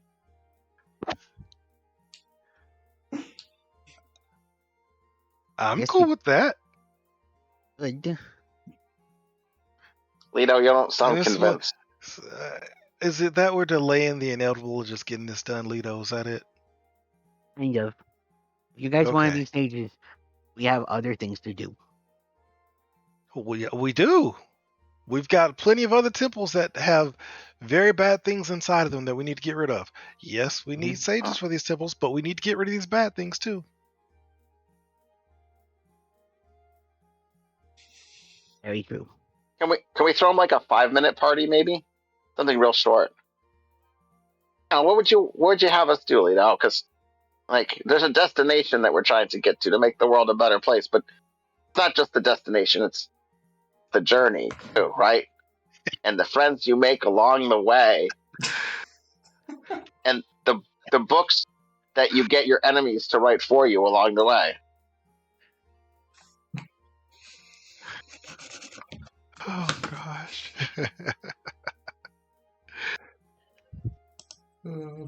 I've been thinking about making a 22-point plan. That's just like a plan of everything we want to do and everyone we need to convince to help us do it, and all the parties that we're going to have. There's a lot of loops in there. So you do one thing and you go back and you loop and you have another party and stuff like that. It'd probably take a book to fully outline it. Lito, do you have a game plan here? I have an idea. Oh, yeah, Gully? Well, you mentioned a book, and I was just going to say once we're done with that book, I'd like to take it to the temple. Yeah, and we'll make it out of, like, vellum instead of paper so it's not as burnable. That's a thought. Okay, I'm sorry. Lito. So here's the plan that I've come up with. Go talk to Saria. Great, let's do it. Get the information from her. Once we're done with her, we need to go anywhere else besides, I guess, we might have to go to the water temple to do your thing. Stuffing. Yeah. Okay, so we take care of the two of them. Once you guys are fully sagenized, whatever it is, we go take care of the bad temple that's underneath of Lon. I like that. That's good. The And bad That's after perfect. that, yes. And after that, we try and look into what's going on with the Lon capturing airships that are actually Yeah. people, which might lead us to the Rito. Then we can get with the Rito, learn some more information about that, get you some new books, Gully, that probably nobody else has. Make friends with them, get them on our side, then go to possibly Gerudo Fortress, talk to them, see what's going on there, see if Irova, whatever her name is now, is really, really evil, or maybe she's turned sides or whatnot, and then we have to fight her, and then we find that temple, and we take care of that temple, and then profit.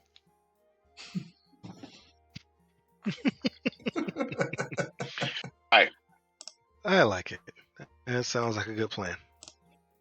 We ready to roll? Yes.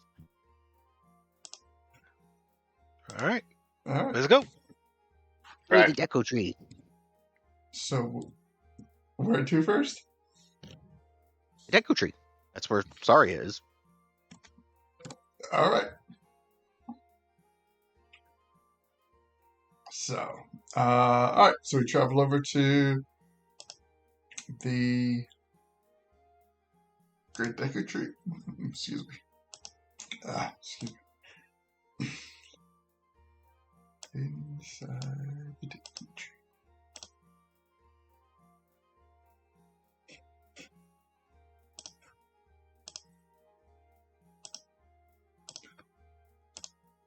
All right.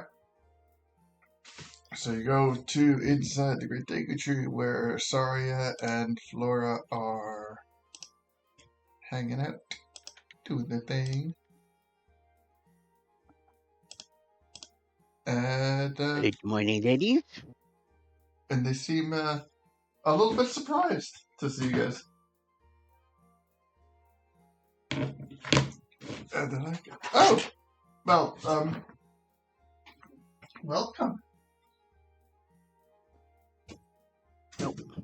We're here because the fact that I guess Ikun wants to be the, Fire Sage, and sorry, you're the Fire Sage currently, who doesn't want to be the Fire Sage, so we need to figure out how to make him the Fire Sage. And then by learning that, maybe we could figure out how to make Duffin the Water Sage.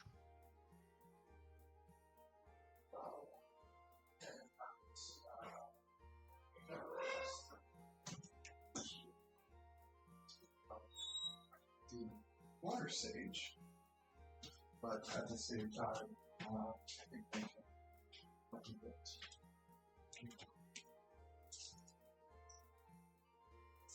Okay.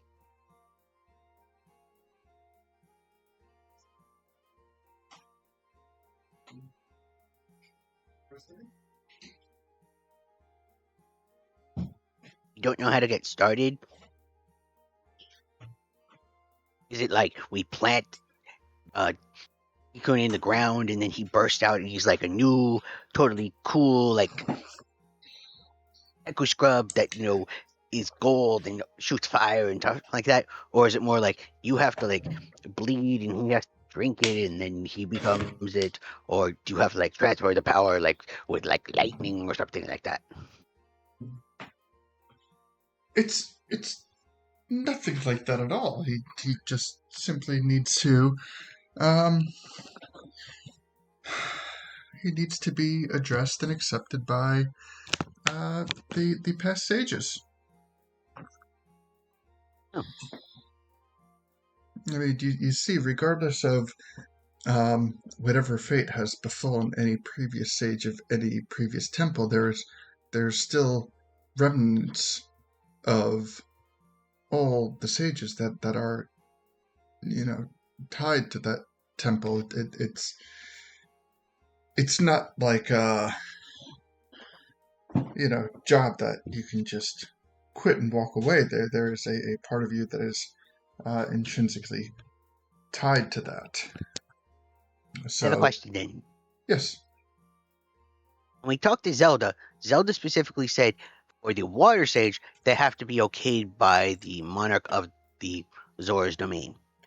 How come only that one has to say yes?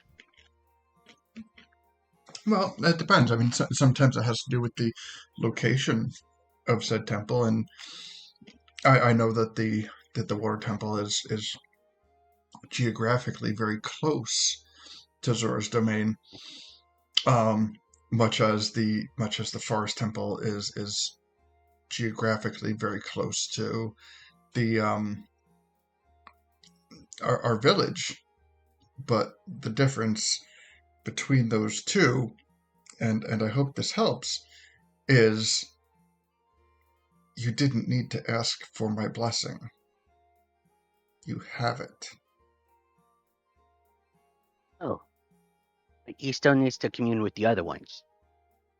Well, I don't know the finer details of what goes on in other areas, such as Zora's domain, but I know that if that is something that the Queen felt appropriate to bring up, then I get the personal impression that there is a bit of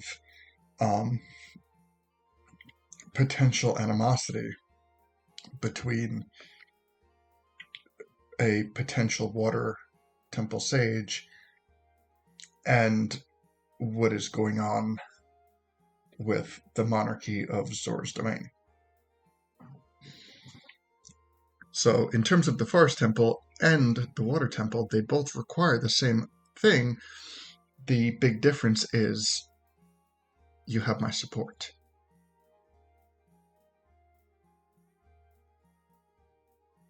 So let's just say that the ruler of Zora's domain isn't supposed to be the ruler, and thereby someone else is, in theory, the ruler at the time. Can that person say it's okay? Well, that would make the person the monarch, correct? But what if they don't want to be the monarch? They just want to be in charge for that moment. To be like, yes, you're good to go, and then I'm no longer in charge. I think that political uncertainty might not be received favorably amongst the Zoran people. I feel that much like in many societies, one of the things that people look for in in something like a king is they look for stability, and somebody who wants to be a king for the purposes of a favor and then abdicating the position. I don't think that has. I don't think that the person who would do that has the best interest of the Zoran people at heart.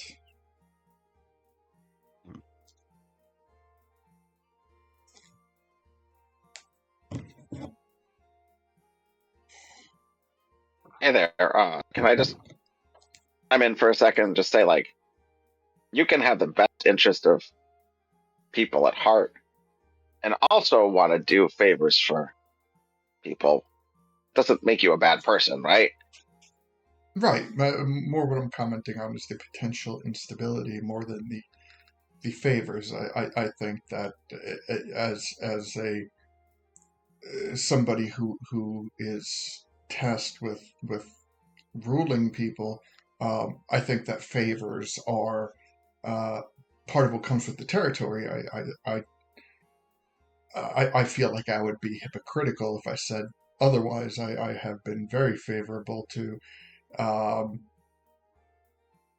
your collective as well as other ones, but um, those favors that are willfully doled out come with an understanding that there is a greater good at play. To keep it within myself, I think that it would be perfectly understandable for me to say that if you guys were not as good as you were, um, that I most likely would not offer favors that I offer. But that doesn't necessarily make me a good or a bad person. It doesn't make you good or bad people. It, it's the responsibility of people in mine and other positions to recognize what is most important for the greater good.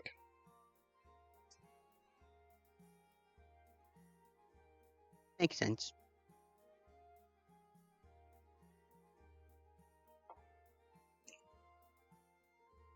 She's come a very long way from that happy little Flora with the bow in her hair.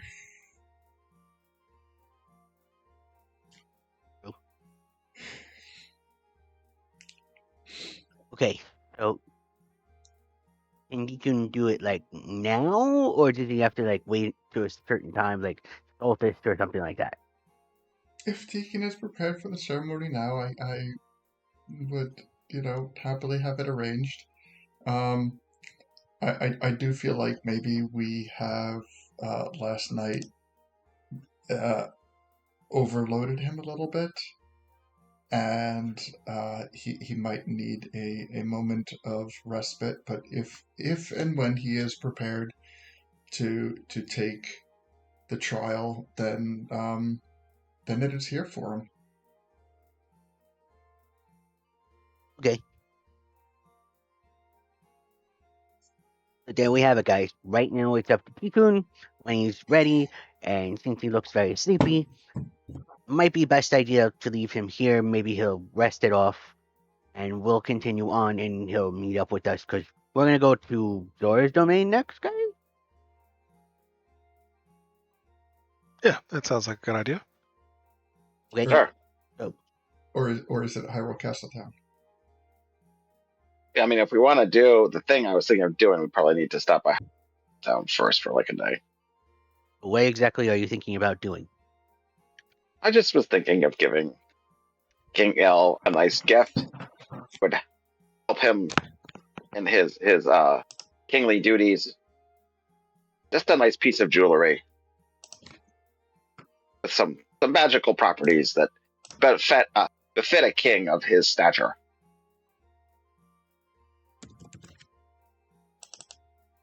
You might want to check with Zelda just to make sure that you don't do anything that might insult.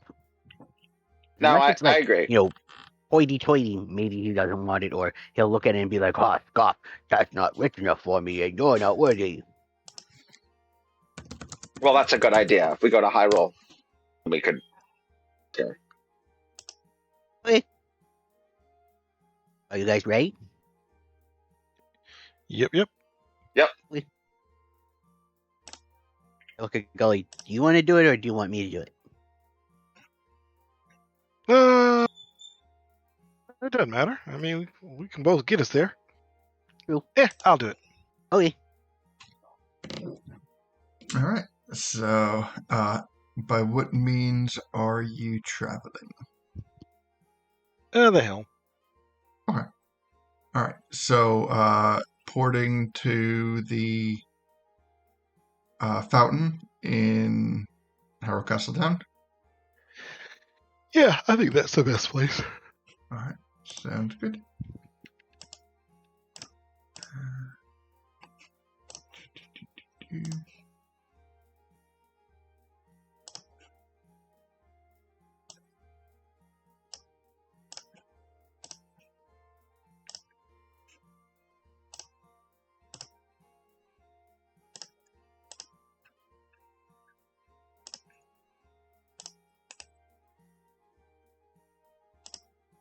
Okay.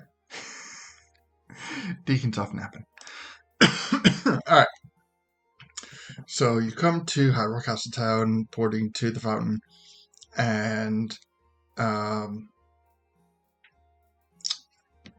let's see. The first thing that we are going to determine is. Actually, before we do that, should we take Ken and the rest of the people who we took with us to see this whole thing back, since you might want to go back to work? You can absolutely go to. Well, let's see. That makes sense to me. It is mid morning, so I would say within mid morning, Ken is at his main job inside the castle walls. No. Remember, we invited Ken and his brother and Gabriel to see the basically making of Ikun. And as far as I remember, they came with us.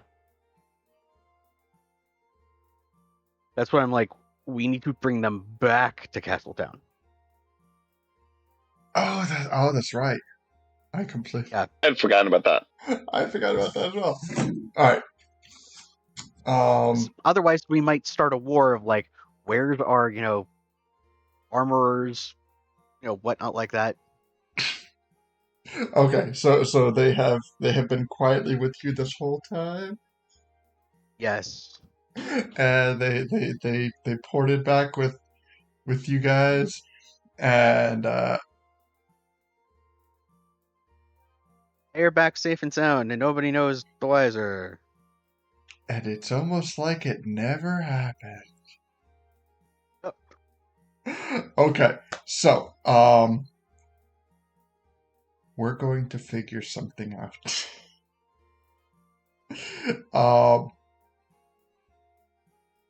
The jewelry. I have looked up the values of metals, and we are going to figure out what we're going to do. Okay. So, it's done by pound. So, I know you're not going to make a ring that weighs a pound. I hope not. I assume. I mean, However, okay, so using gold as the starting off point, the value of gold is 50 gold pieces per pound, which is 500 rupees per pound. You have, as I have been factoring on long rests. That'd be what, like 50 grams? Maybe for a ring? I don't even think it has to be that much, but Yeah. Hold on, let me tell you how much money you're working with, most importantly. Where the fuck is it? Oh, there it is. Okay, you currently have in profit 390 rupees. That is after you have paid off Theo and Shelly. And yeah, pure profit currently sitting on 390 rupees. So the way that we're going to do this, since you've already made a magical item, I'm not going to have you roll a d20, I'm going to have you roll a d12. And since it's a magical item, you must roll a 12, and anything less than a 12, the item breaks, gone, disintegrates. I have to roll a 12 on a d12 for this to work? Yes. I didn't. Will that work? That's what I was wondering. No, Can we use cupcakes on this, the cookies? No, for this you have to roll a nat 12, not a 12 or better on a d12. So pointing this out, we're going to figure out. Actually, what we're going to do is we're going to simultaneously add inventory to your jewelry shop, and then subtract the weight of the gold for each failed roll. But you don't lose gold if you make a ring and aren't successful. Just melt the gold down again. Well, you do, but we're dealing with magic right here. So a failed magic casting is going to disintegrate the item. If you were just making a regular piece of jewelry, that would not disintegrate. That you could continuously recast. But why am I making this for someone else? I should be doing all this for us. Okay. Should be making Lido like a magical. Oh wait, oops, I'm showing that on the wrong page. Hey, Gully and Lido, does it sound like he's doing this just so he can deplete our reserves? No, this is kind of Puck's thing. Okay. Like, just in case, Stuffin, you look really concerned. Maybe you should ask Zelda before you do anything. No, I agree. I was going to do that anyway. Okay. So before we, so we can definitely go to Zelda. But as a personal point of, So are we going to Zelda? Yeah, let's talk to Zelda. Okay.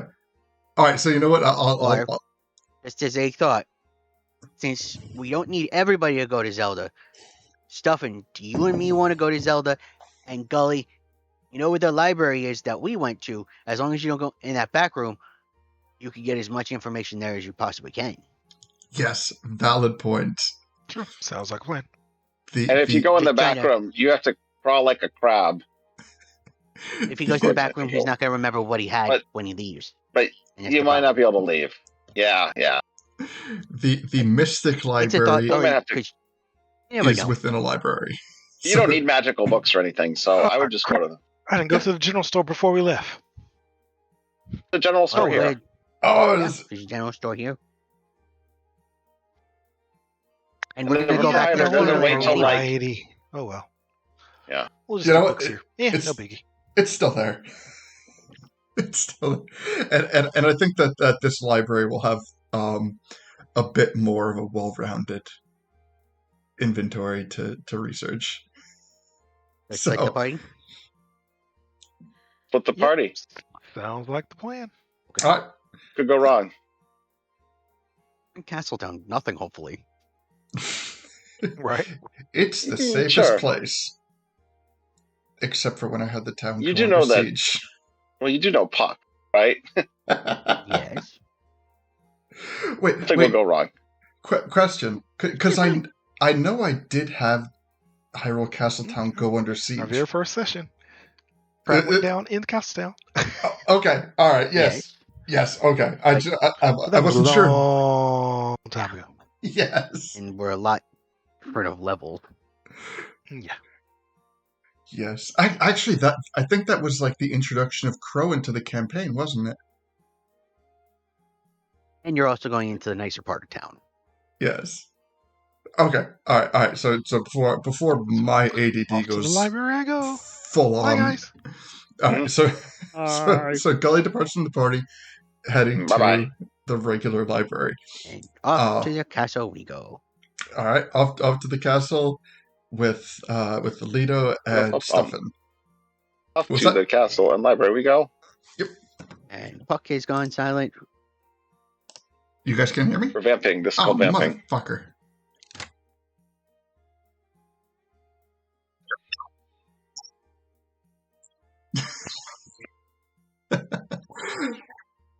On Twitch, but not in Discord. Okay. Yeah, I just unplugged and replugged in. Fixes everything. There you go. All right. So yes. Lido and Stuffin head to Hyrule Castletown. Gully heads to the library. Lido and Stuffin, do you make any side trips before heading right to the throne room? I don't think so. All right. Sounds good. All right. So heading to the throne room, Lido and Stuffin, you are met with Kato and Zelda, and yeah, you are welcomed with open arms, and so Zelda looks at only the two of you. I don't know if you have ever approached Zelda as a partial party. So this is something that her and Kato both notice, and she kind of like puts her hand to her chest, and she's like, "Oh, please tell me everything's okay." Unfortunately, no. Coon and Gully are dead. It's just me and Stuffin now. Save Hyrule. Be awesome. And she's like, No, actually, We're always awesome. but actually, Niku's sleeping in the Kakariko Forest, and Gully's looking for books. "Oh, We're here because we need to know stuff about royalty. well, you could come to a no better place. What would you like to know?" Nothing? We want to know about King Il in particular. Ah, Because there's some sense that, like, he might not react well. Position that I could be the next water sage, but we do need a water sage. I feel like, and you've met with me before, like, I feel like I have the right skills to do it, but we would need to convince him. Only know, Queen Zelda. Basically, Stuffin wants to know if he makes something, is it going to be taken fondly or bad, depending on kind of its worth. well, By although something, I was thinking about a ring, like a beautiful kind of swirly ring with multiple metals bound in and magical powers fitting a king that would let him speak to all his followers that within like 1 mile distance of him, he could just speak to them. says, well, I cannot. I haven't had as much interaction with King Il as I have with other villagers. He is understandably a fairly new monarch. However, I don't mean this as demeaning as it is going to sound. However, Il is just a man, and men are very easily swayed by gifts and praising their ego. And although that is not true for all men, in my experience, it has proven true enough. If you plan to shower him with gifts, or one grand gift, or kind words, or fine materials, I see no reason that that would be taken in a negative light. And his followers aren't going to be like, our king is just like willing to pay for anyone that gives him a gift, and we don't like that.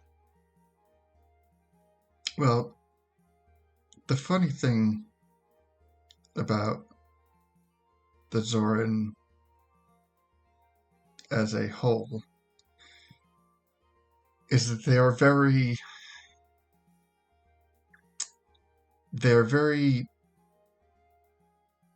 obedient to their king. However, given the history of political turmoil in Zora's domain, fealty to one's king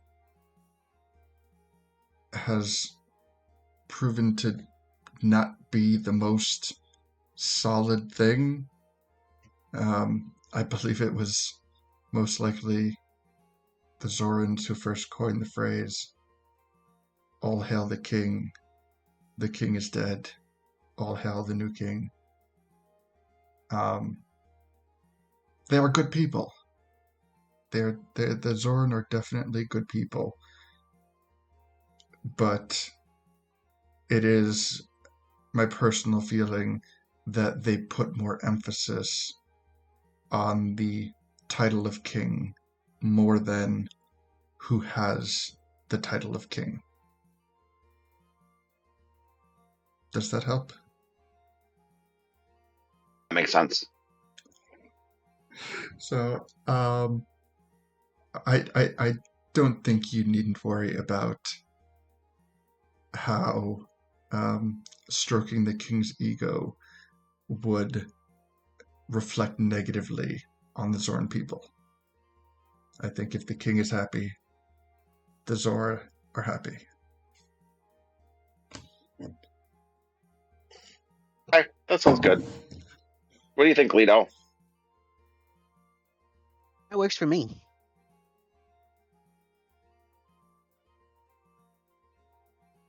Yeah, and if you ever want a new position, maybe you could become king. Well, I do not think that Lita would make a bad king. Hopefully, after his duties are fulfilled. Well, that, and I kind of barely know what goes on in Zora's domain since I didn't grow up there. Why? Well, we'd wait. Give you a chance to learn some more, and adventuring. People don't want their king to go out adventuring as much. Ooh. Maybe your traveling the world gives you an interesting perspective and help you make you a better leader. I think Stefan's onto something. It's not frequent that royalty goes strolling about. So your time spent adventuring through these lands could prove to be an invaluable trait that you possess.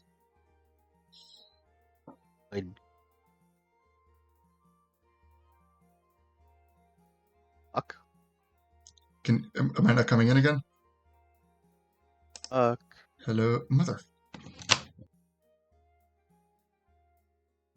God damn it. Oh, I'm still here. Is this... Wait, Fine. Mhm. how about now? Okay. Yeah, better. Okay, Yeah. sorry about that. Let's see where I left off.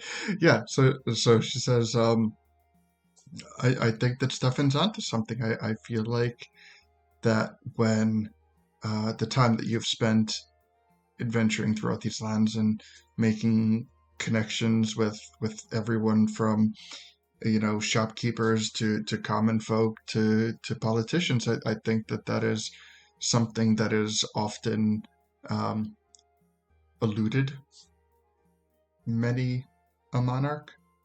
So I do feel that the opportunity that has been presented to you could very well be a very positive one. Okay, I'll think about it since, I'm not going to get old real fast anymore. But, I have things to do before I'm even going to think about that. Well, yeah, I've tasked you with a very important thing to do. Well, yes, but I also have to look into the fact that, just between us, Bill's dad is still alive. And I don't know how much the two of them possibly talk. See if we have to worry about that type of thing. I do worry about that as well. And now that Fiend's gone missing, Effine is safe. I couldn't scry on her. I don't know where she is anymore. That is why she is safe. Okay. And Zelda continues on to say that Hylia has taken many precautions to make sure that the deck is stacked against Ganon this time around, and that this is going to be the final incursion. Okay, now I'm confused.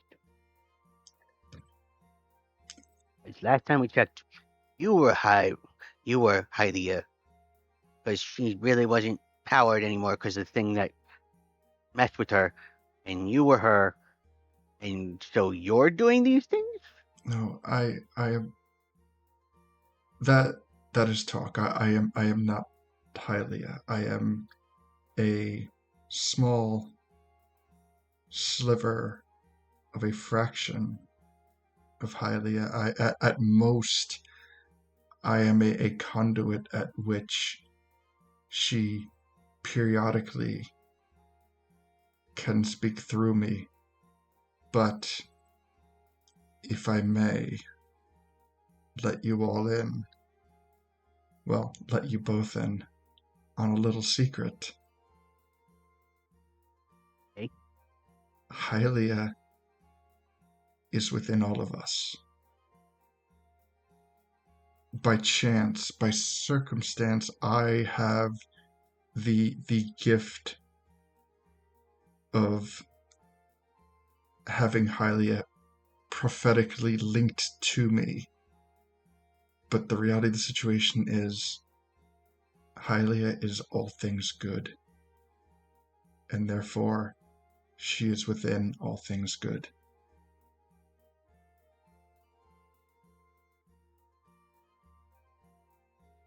Okay. So, I mean, yes, I have an above average educational upbringing. I have prophecies that have been tied to me and people who have looked after me my entire life to make sure that things go the way that they're going to go. But the reality of the situation is this is not solely on my shoulders. In fact, it is. Sometimes I feel if anything, I'm nothing more than just a glorified target, because if something were to happen to me, that would not extinguish Hylia's light, because she is in all things good.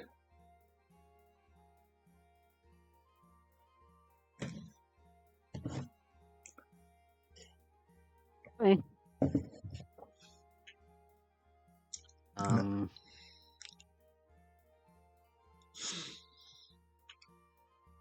I didn't think of anything else we help. Oh, do you have any books that you can give to Gully?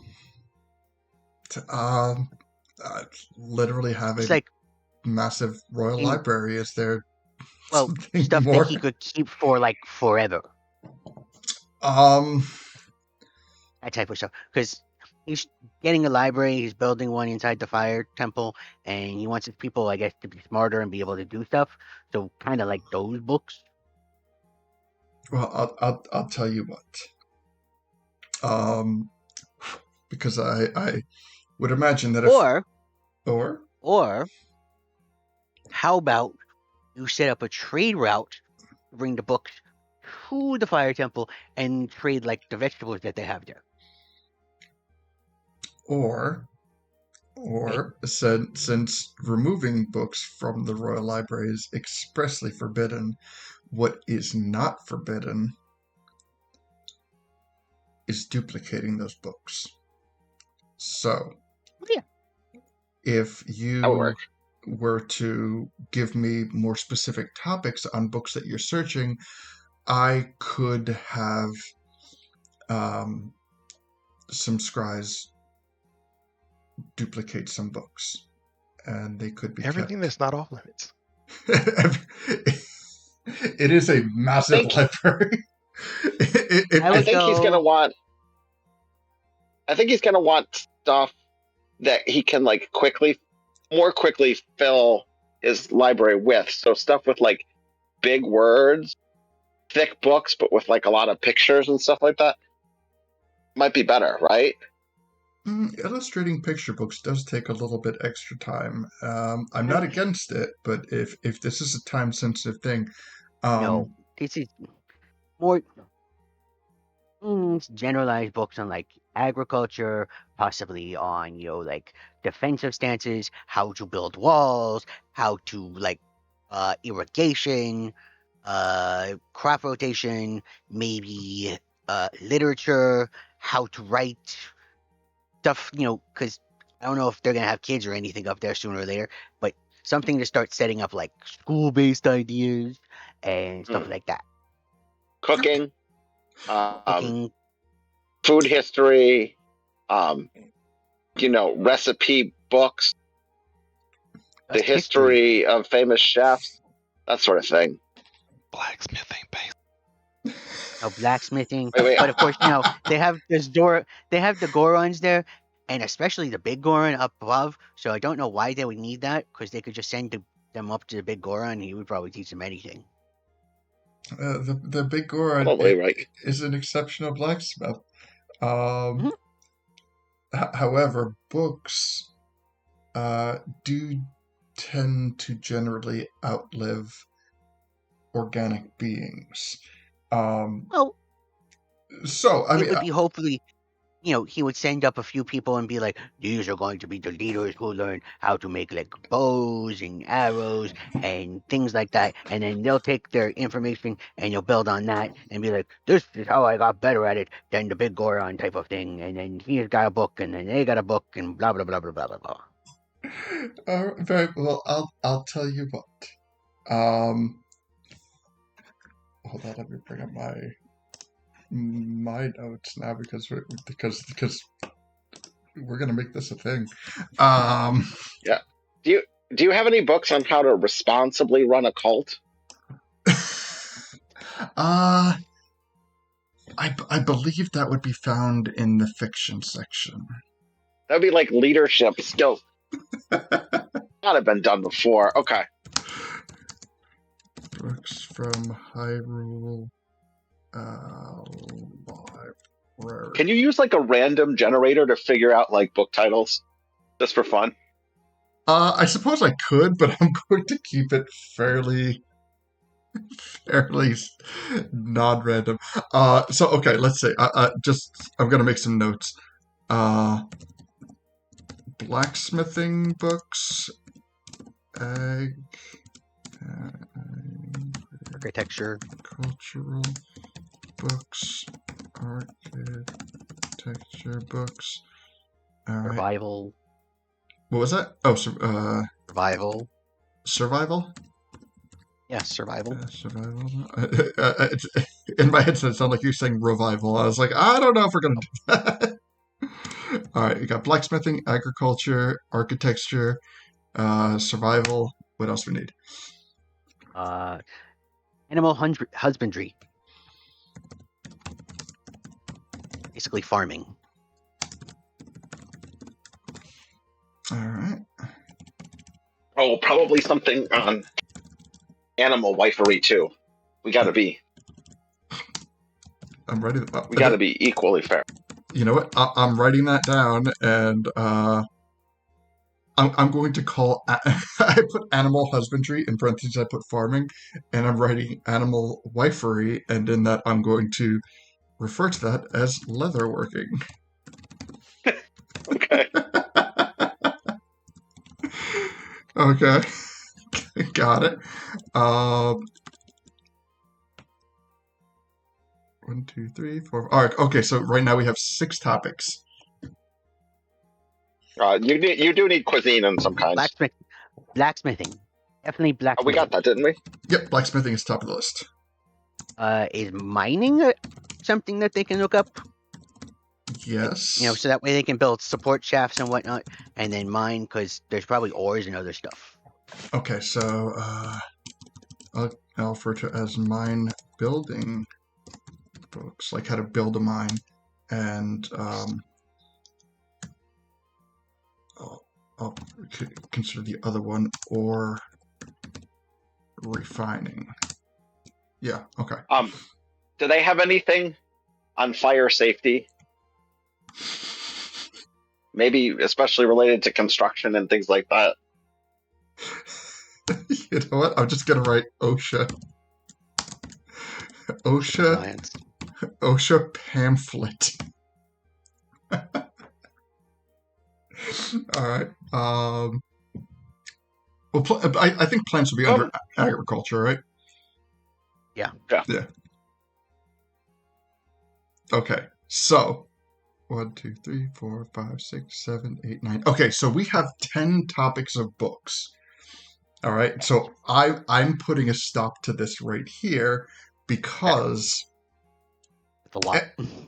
oh no, it's going to be a lot. Every book has 4 volumes. Cool.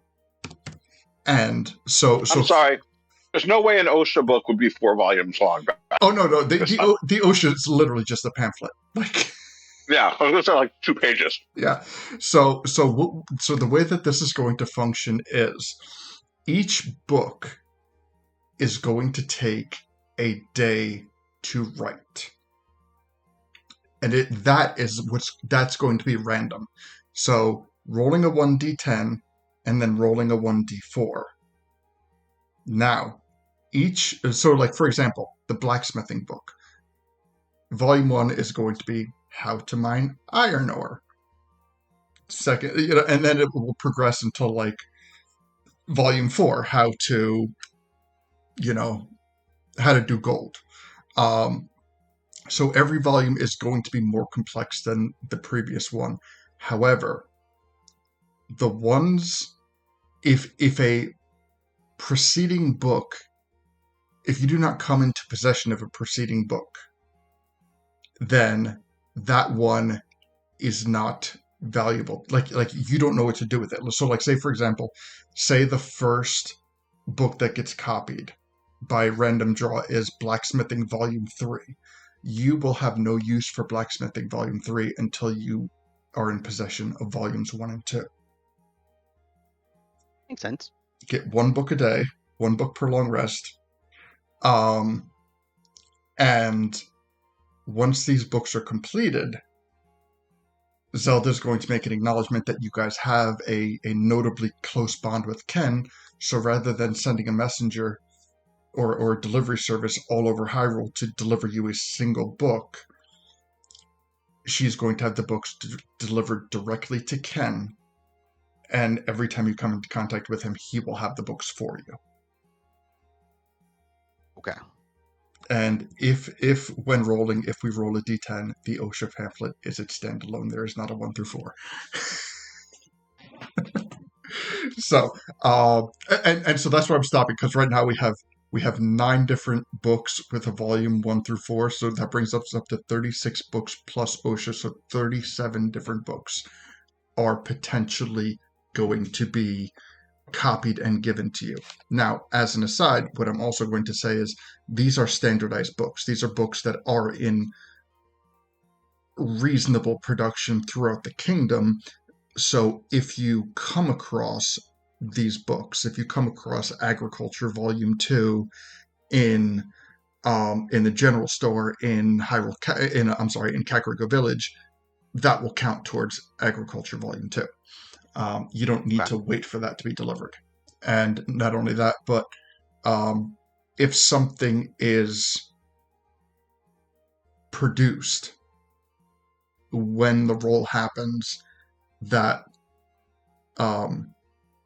already that automatically gets discounted. So say, for example, say we roll blacksmithing, we already have blacksmithing volume 1.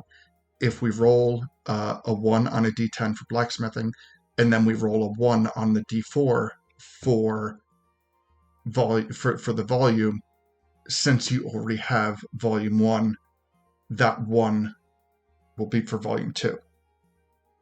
And likewise, if you roll a 2, that would be volume 3. Like that's the amount of spaces that it will check while discounting the volumes that you have. Okay.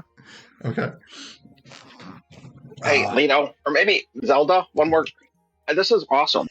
I just wonder if we should potentially, and you know Lino, you know Gully better than I do. We want to maybe put a book in there on like dating. So I'm gonna say no, because I don't think he's ready yet. Not ready. What do you think, Zelda? Ready yet, or I want to? I personally feel that dating can be a very fickle thing, and the best sources for people to learn how to date are through friends and loved ones. Well, Sorry, Stuffing, you're gonna have we're to his suck this friends. one up. I don't know if we're gonna help. Oh, Stuffing, it's decided. Okay. You're taking one for the team, buddy. I'll try. No book. Gonna have to rely on me.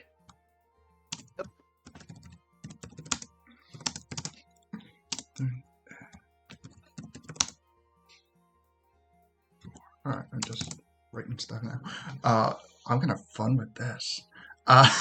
Do we have to do anything to track this? This is all you tracking it, right?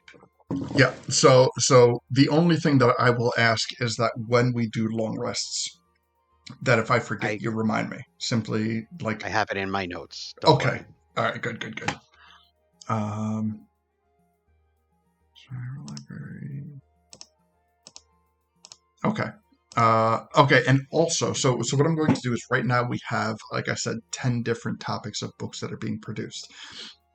So 10 is the maximum number. If you want a different type of book, you must remove a type of book.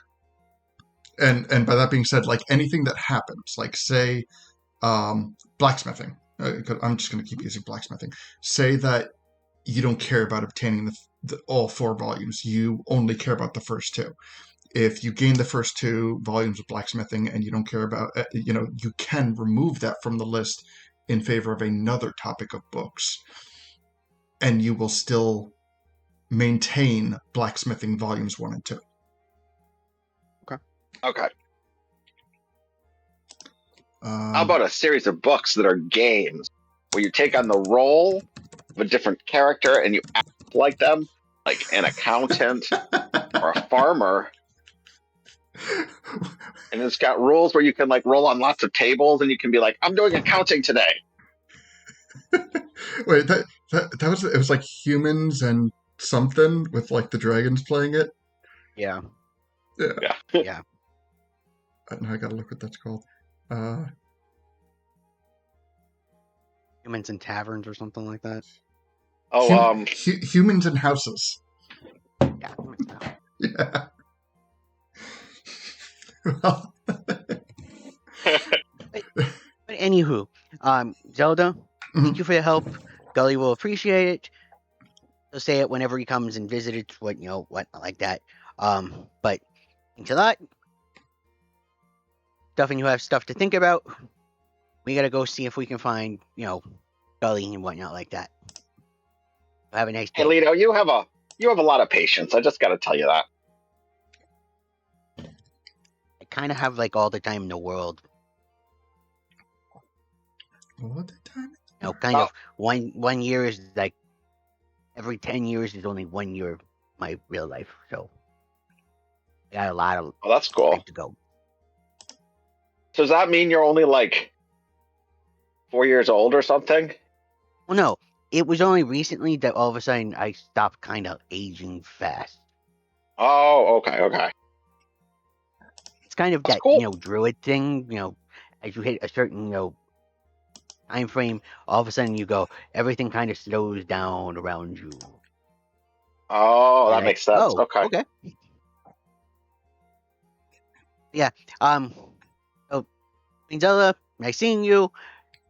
Make sure that Crow treats my sister right. Otherwise, I'm coming back and I'm gonna fight him. Otherwise, have a great day. See ya. Yeah. See you, and I'm glad everyone's okay. And next time we'll stop in for longer, I promise.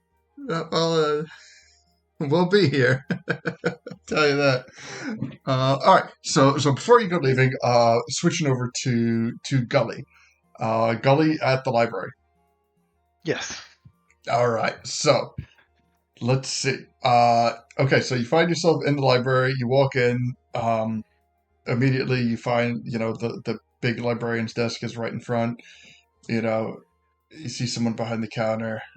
Just a really kind of like an older lady, looks like maybe mid to late 60s, permed gray hair, maybe 5'2", probably pushing about 200 pounds. She sees you come in, and she takes one look at you, like all decked out as you are, and she looks over to the side. She goes, "Don't forget the crab walk."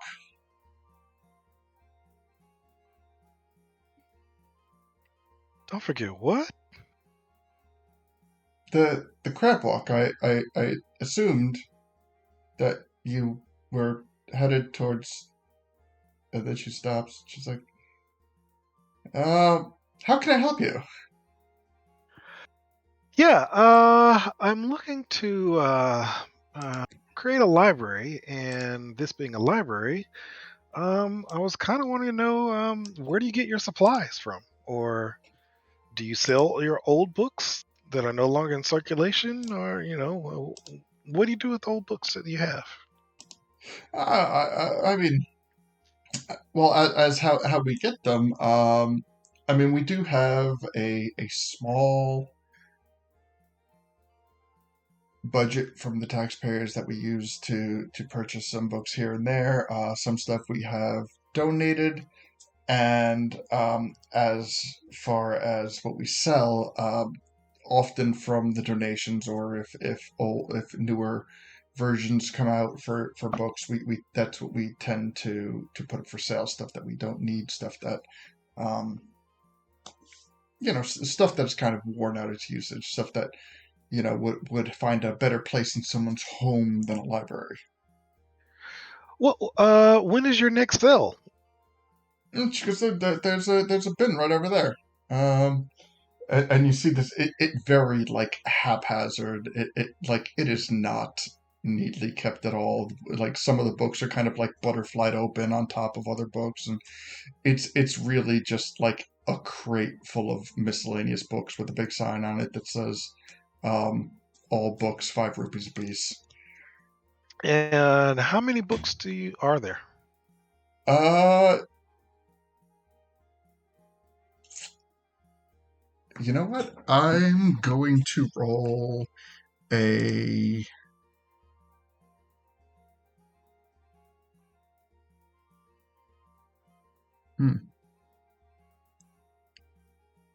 You know what? I'll give you a choice, Gully. We can either roll a D100 or we can roll 3 D20s. D100. All right. Big reward, big risk, big reward. I love this. Wait a sec before you roll. Is 000 100? Triple 000 is 100. Yes.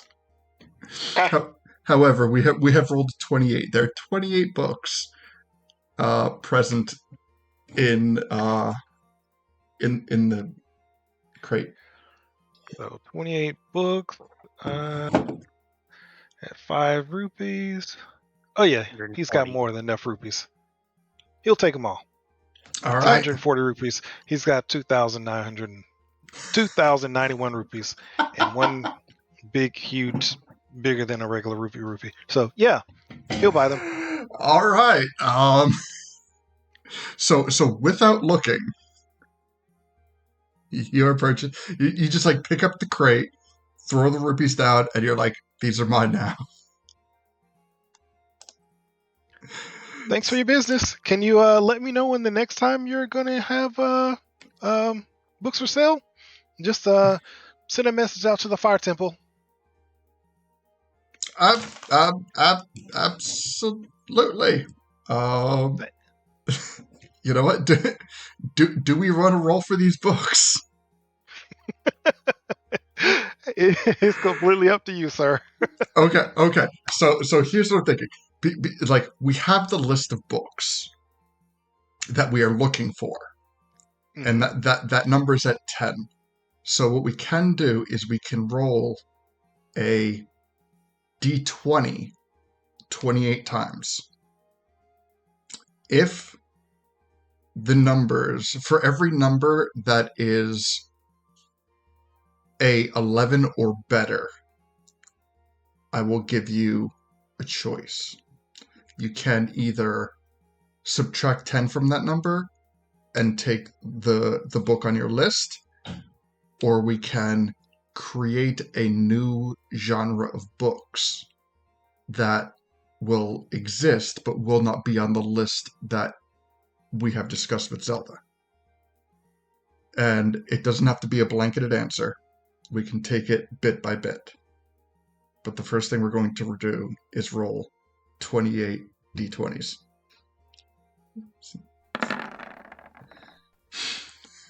There are random book title generators. Oh, all right. Okay. So, let me bring up the books. All right. All right, and then looking. Okay, so first one Fantasy name generator. You can put in nonfiction, fiction, drama, fantasy, sci-fi. Oh, wow. It could be like aliens and assassins, directors with spaceships, man of the vacuum, Girl of Because at Mars. some point we probably want to have some fiction books in there. Some Fiction. romance novels, those kinds of things. Some smut Angels. books. Angels of the Revolution. Maybe not Amphibians smut of books. Dreams. Absolutely. But just as I said, anything that is over a 10, case by case, I will give you an option to either subtract 10. Like, for example, the second roll is a 17. We can either treat that 17 as a separate genre of books. In fact, I can see right off the bat that we have, at first glance, three different 17s. So for each of those 17s, we can choose to either make it a 7 and roll for volumes of the 7, or we can create a new genre that will take up a slot of 17. I'm going to make this hard for you, Puck. It's over 17. It's over 10. New genre book. All right. All right, look, I'm actually what I'm doing now is I'm looking at the numbers that we have, and I'm committing them to roll numbers, so I don't have to sit there and go 1, 2, 3, 4, 5, 6, 7, 8, 9 every time. So Yep. No, you're good. give me one quick sec. I'm almost there. I'm at 9. 'Cause, I'm trying to give them again an eclectic array of books. Yes. And every multiple of 10, so every 10 and every 20 will be a pamphlet. So, for example, I see the 28th D20 is a 10. Oh, and we have another 10. So, Yeah, there's 2 20s and 2 10s. yeah. So with that, we will consider those 2 10s are going to be the OSHA pamphlets, with just a repeat. So, but the 20 will be a different pamphlet. Okay,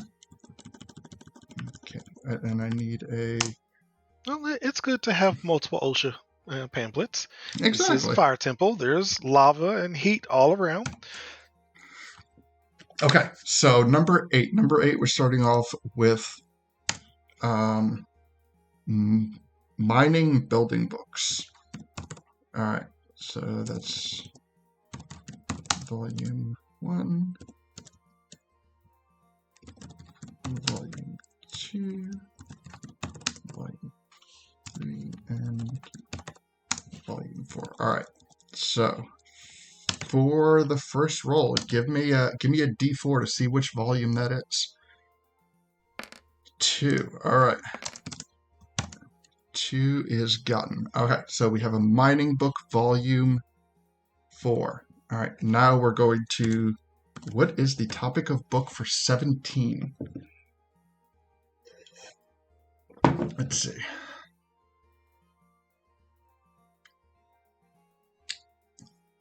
You know what? Let's make this.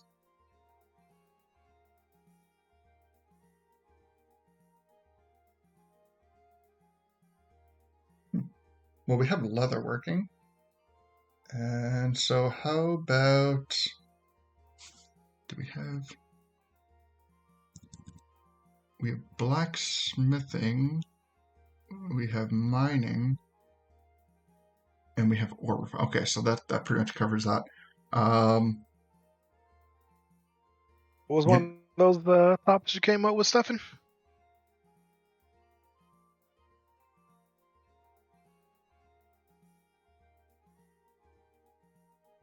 Sorry, what'd you ask me? What was one of those random generated books? What genre do you want? Oh, doesn't matter. Okay. Stefan's choice. Um. No sci-fi.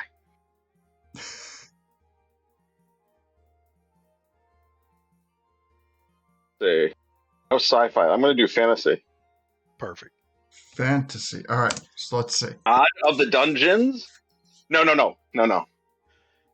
Neuromancer with sins. Neuromancer with sins? Oh, no, Okay. sorry. Necromancer. Oh. I'm misreading this. Didn't have my glasses on. Necromancer with sins. Okay. All right. How about you add the word "the" in front of it? The Necromancer with sins. Okay. Wait. And then you What want a if I volume number for that? What if I just call it the Sinful Necromancer? Yeah, that's great. Okay. Sure, that works. The Sinful Necromancer. And then we'll call that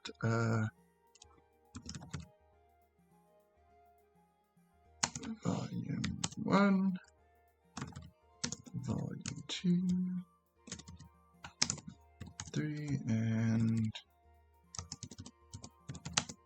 volume 4. All right, so give me a D4 for the Sinful Necromancer. 1. All right, the beginning of the story. Very nice. You know what? There's 2 more 17s. Just give me 2 more D4s. All right, volumes 1 and 4. So you know how it begins, you know how it ends. All right. Next one That's is the most important. exactly. That covers the bases. Second, on the 5, we have farming, animal husbandry. Give me a roll on that, and we'll see. Volume 1, very, very important. 8, 5, 14. 14 is another 10 plus, so we need a. We need a book, Stuffing. We need a book. You need a book. About traps in the hallway. Perfect. Wait, what was that? Traps in the hallway. Craps? Traps. It's TRAPS. Craps. They also did suggest Poop Project. I'm like, nah, I don't think we're gonna do that one. wait. I think Irrigation? Traps in the hallway. spell that again. TRAPS. Craps. As in like spike traps or traps. I'm sorry. My thing is like cutting the first. And I was like, is it craps? Caps? All right, traps in the hallway, and I'll call it a trap book.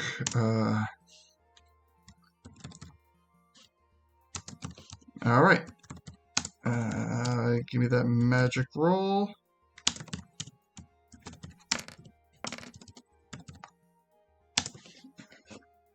Alright, that's a 3. Yep. Alright. And do we have any other 14s? Yes, we have one more 14, so give me another roll on that.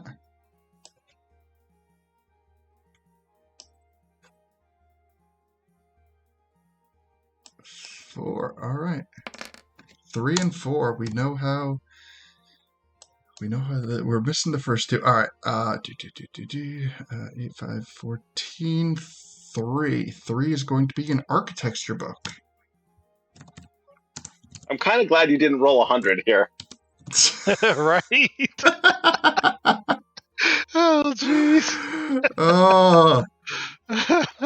I mean, yeah. I have nothing to say back to that. It's absolutely true. But I feel like this is going to run something very good for the rest of the campaign. All right, give me D4 for architecture. All right, so 3. Gotcha.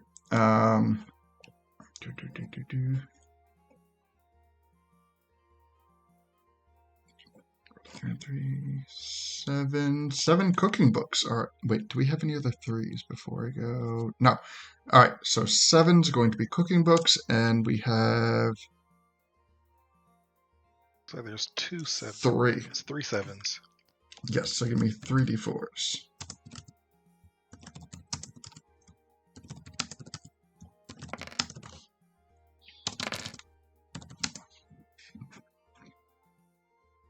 One, 2, and 4. Very And nice.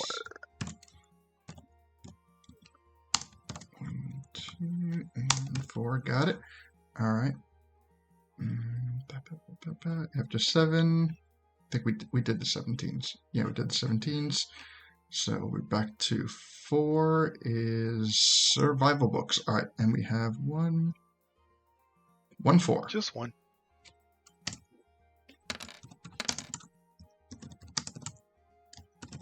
Team 2. Got that. All right. For 13 new book. Unless you want to take the 3. New book, of course. New book. All right, let's do it. Okay. I'm gonna blend a couple because I think we need a romance of some kind. Nice. Nothing wrong with a little romance. So, passion at the. What does that give me?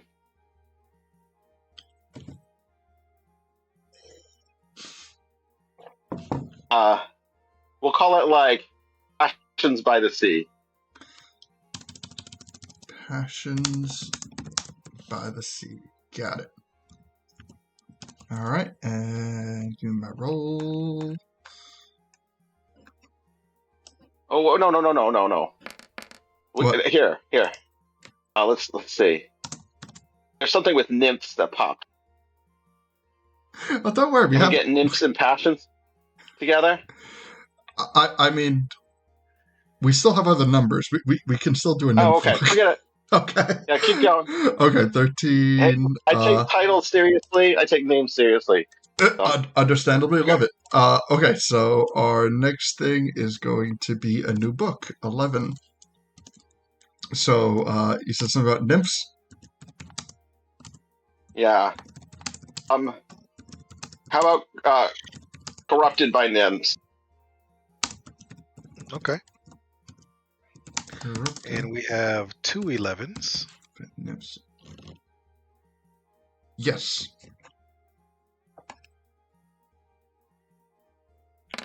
2 and a 4. 2 and 4. Got it. All right, perfect. 17 we did already. 15 we have not done. Nope, and there's only one. There is. All right, so 15, and what would we like 15 to be?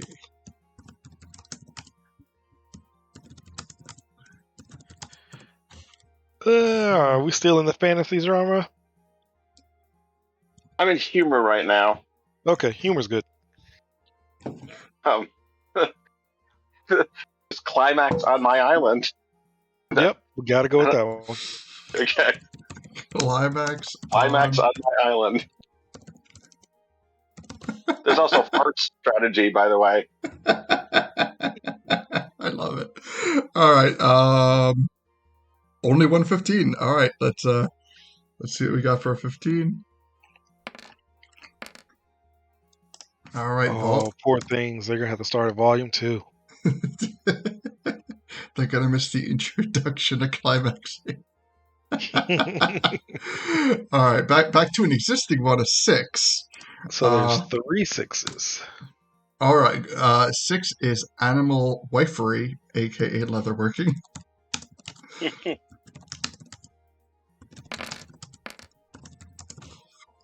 All right, and that is a 2, 3, and 4. Nice. 2, 3, 4. All right, 2, 3, 4. Got it. 6.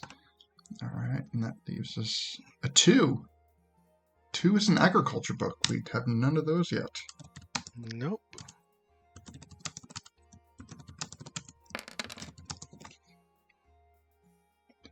All right, and we got a 2.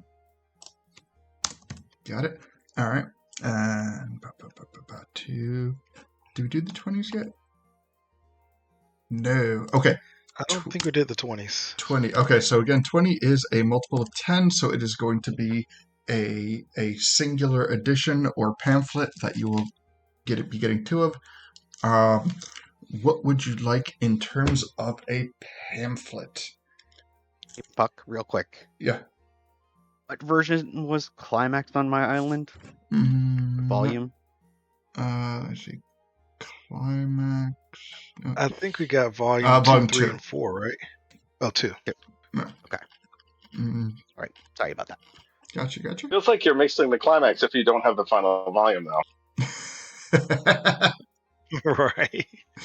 Yeah, it's just edging until then. Yeah.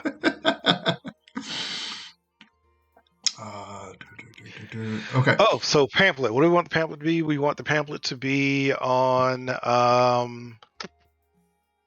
about something about taxes? not taxes, instead. Tithing. I think, yeah, perfect. Mm. All right.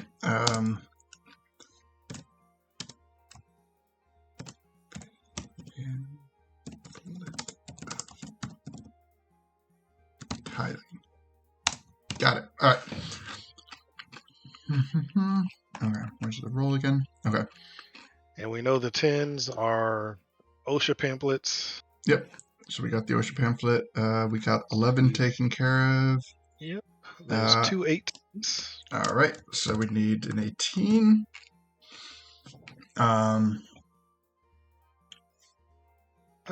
Do we have an actual? We don't have any. You know what? Let's just use those 2 18s to fill in more on book 8. On book 8. Gotcha. Scrolling back up to 8. 8 is books on... Wait, why did I say mining building? Did I just put the word building for absolutely no reason? They're mining books. Okay. Yeah. So we need 2 D4s on All right, so that. we have volume 2. Ooh. And now we got 1 and 3.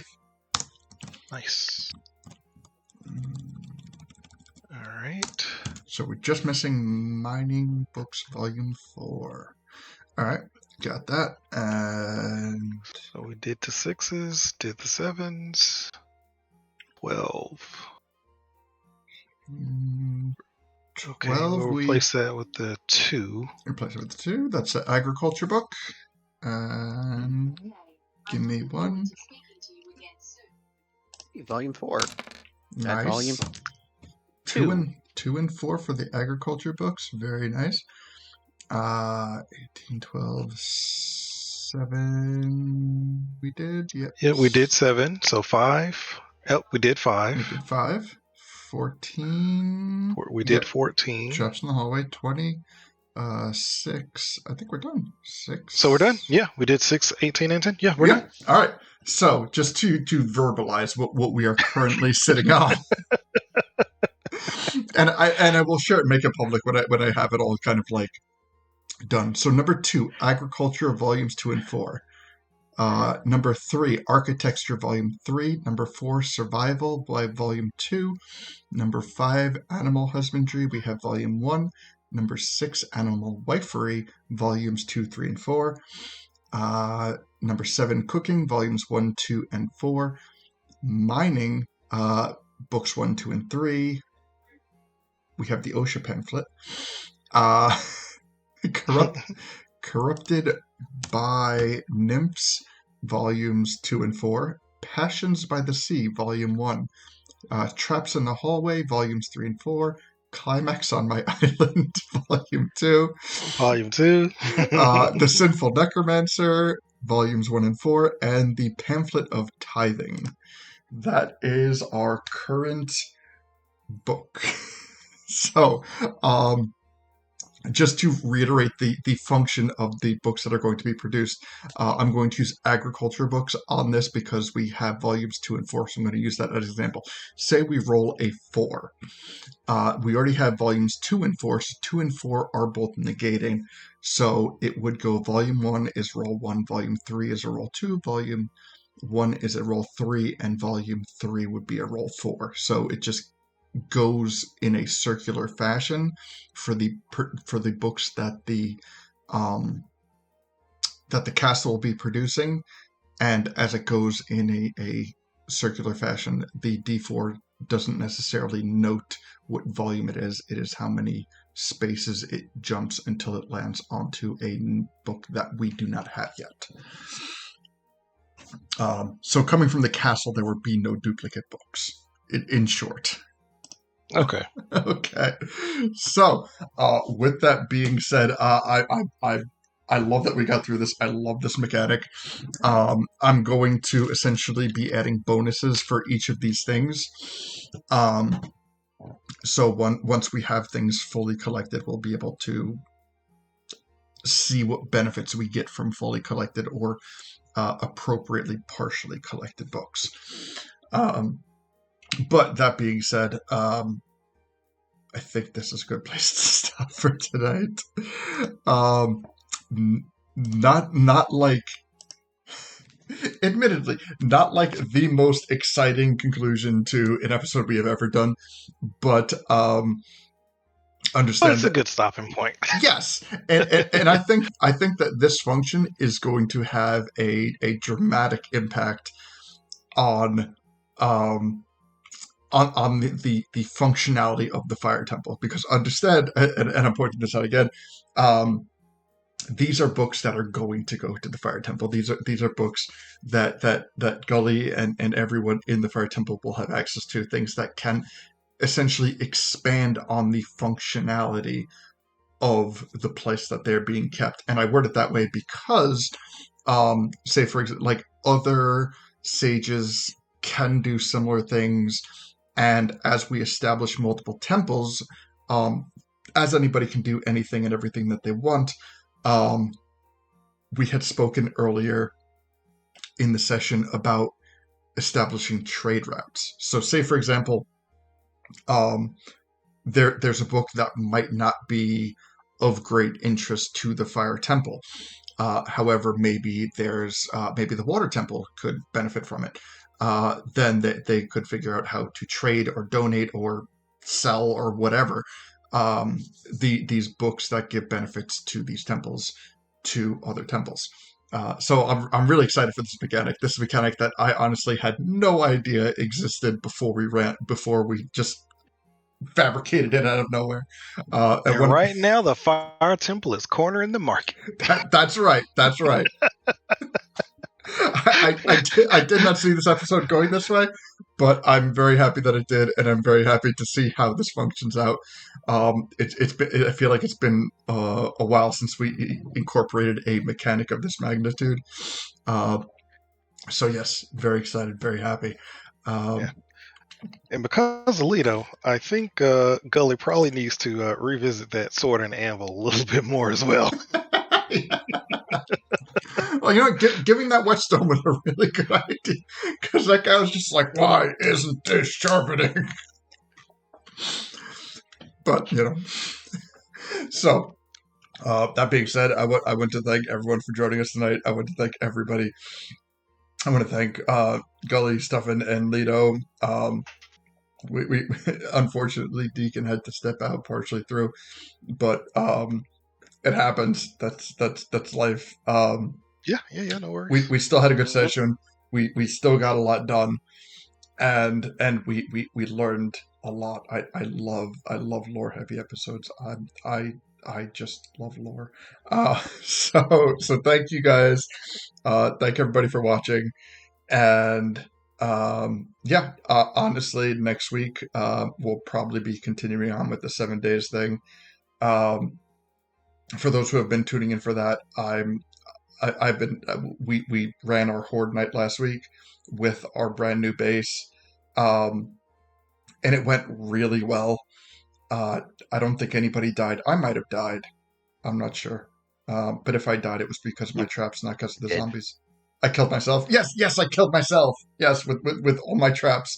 But nobody else died, so it was just me.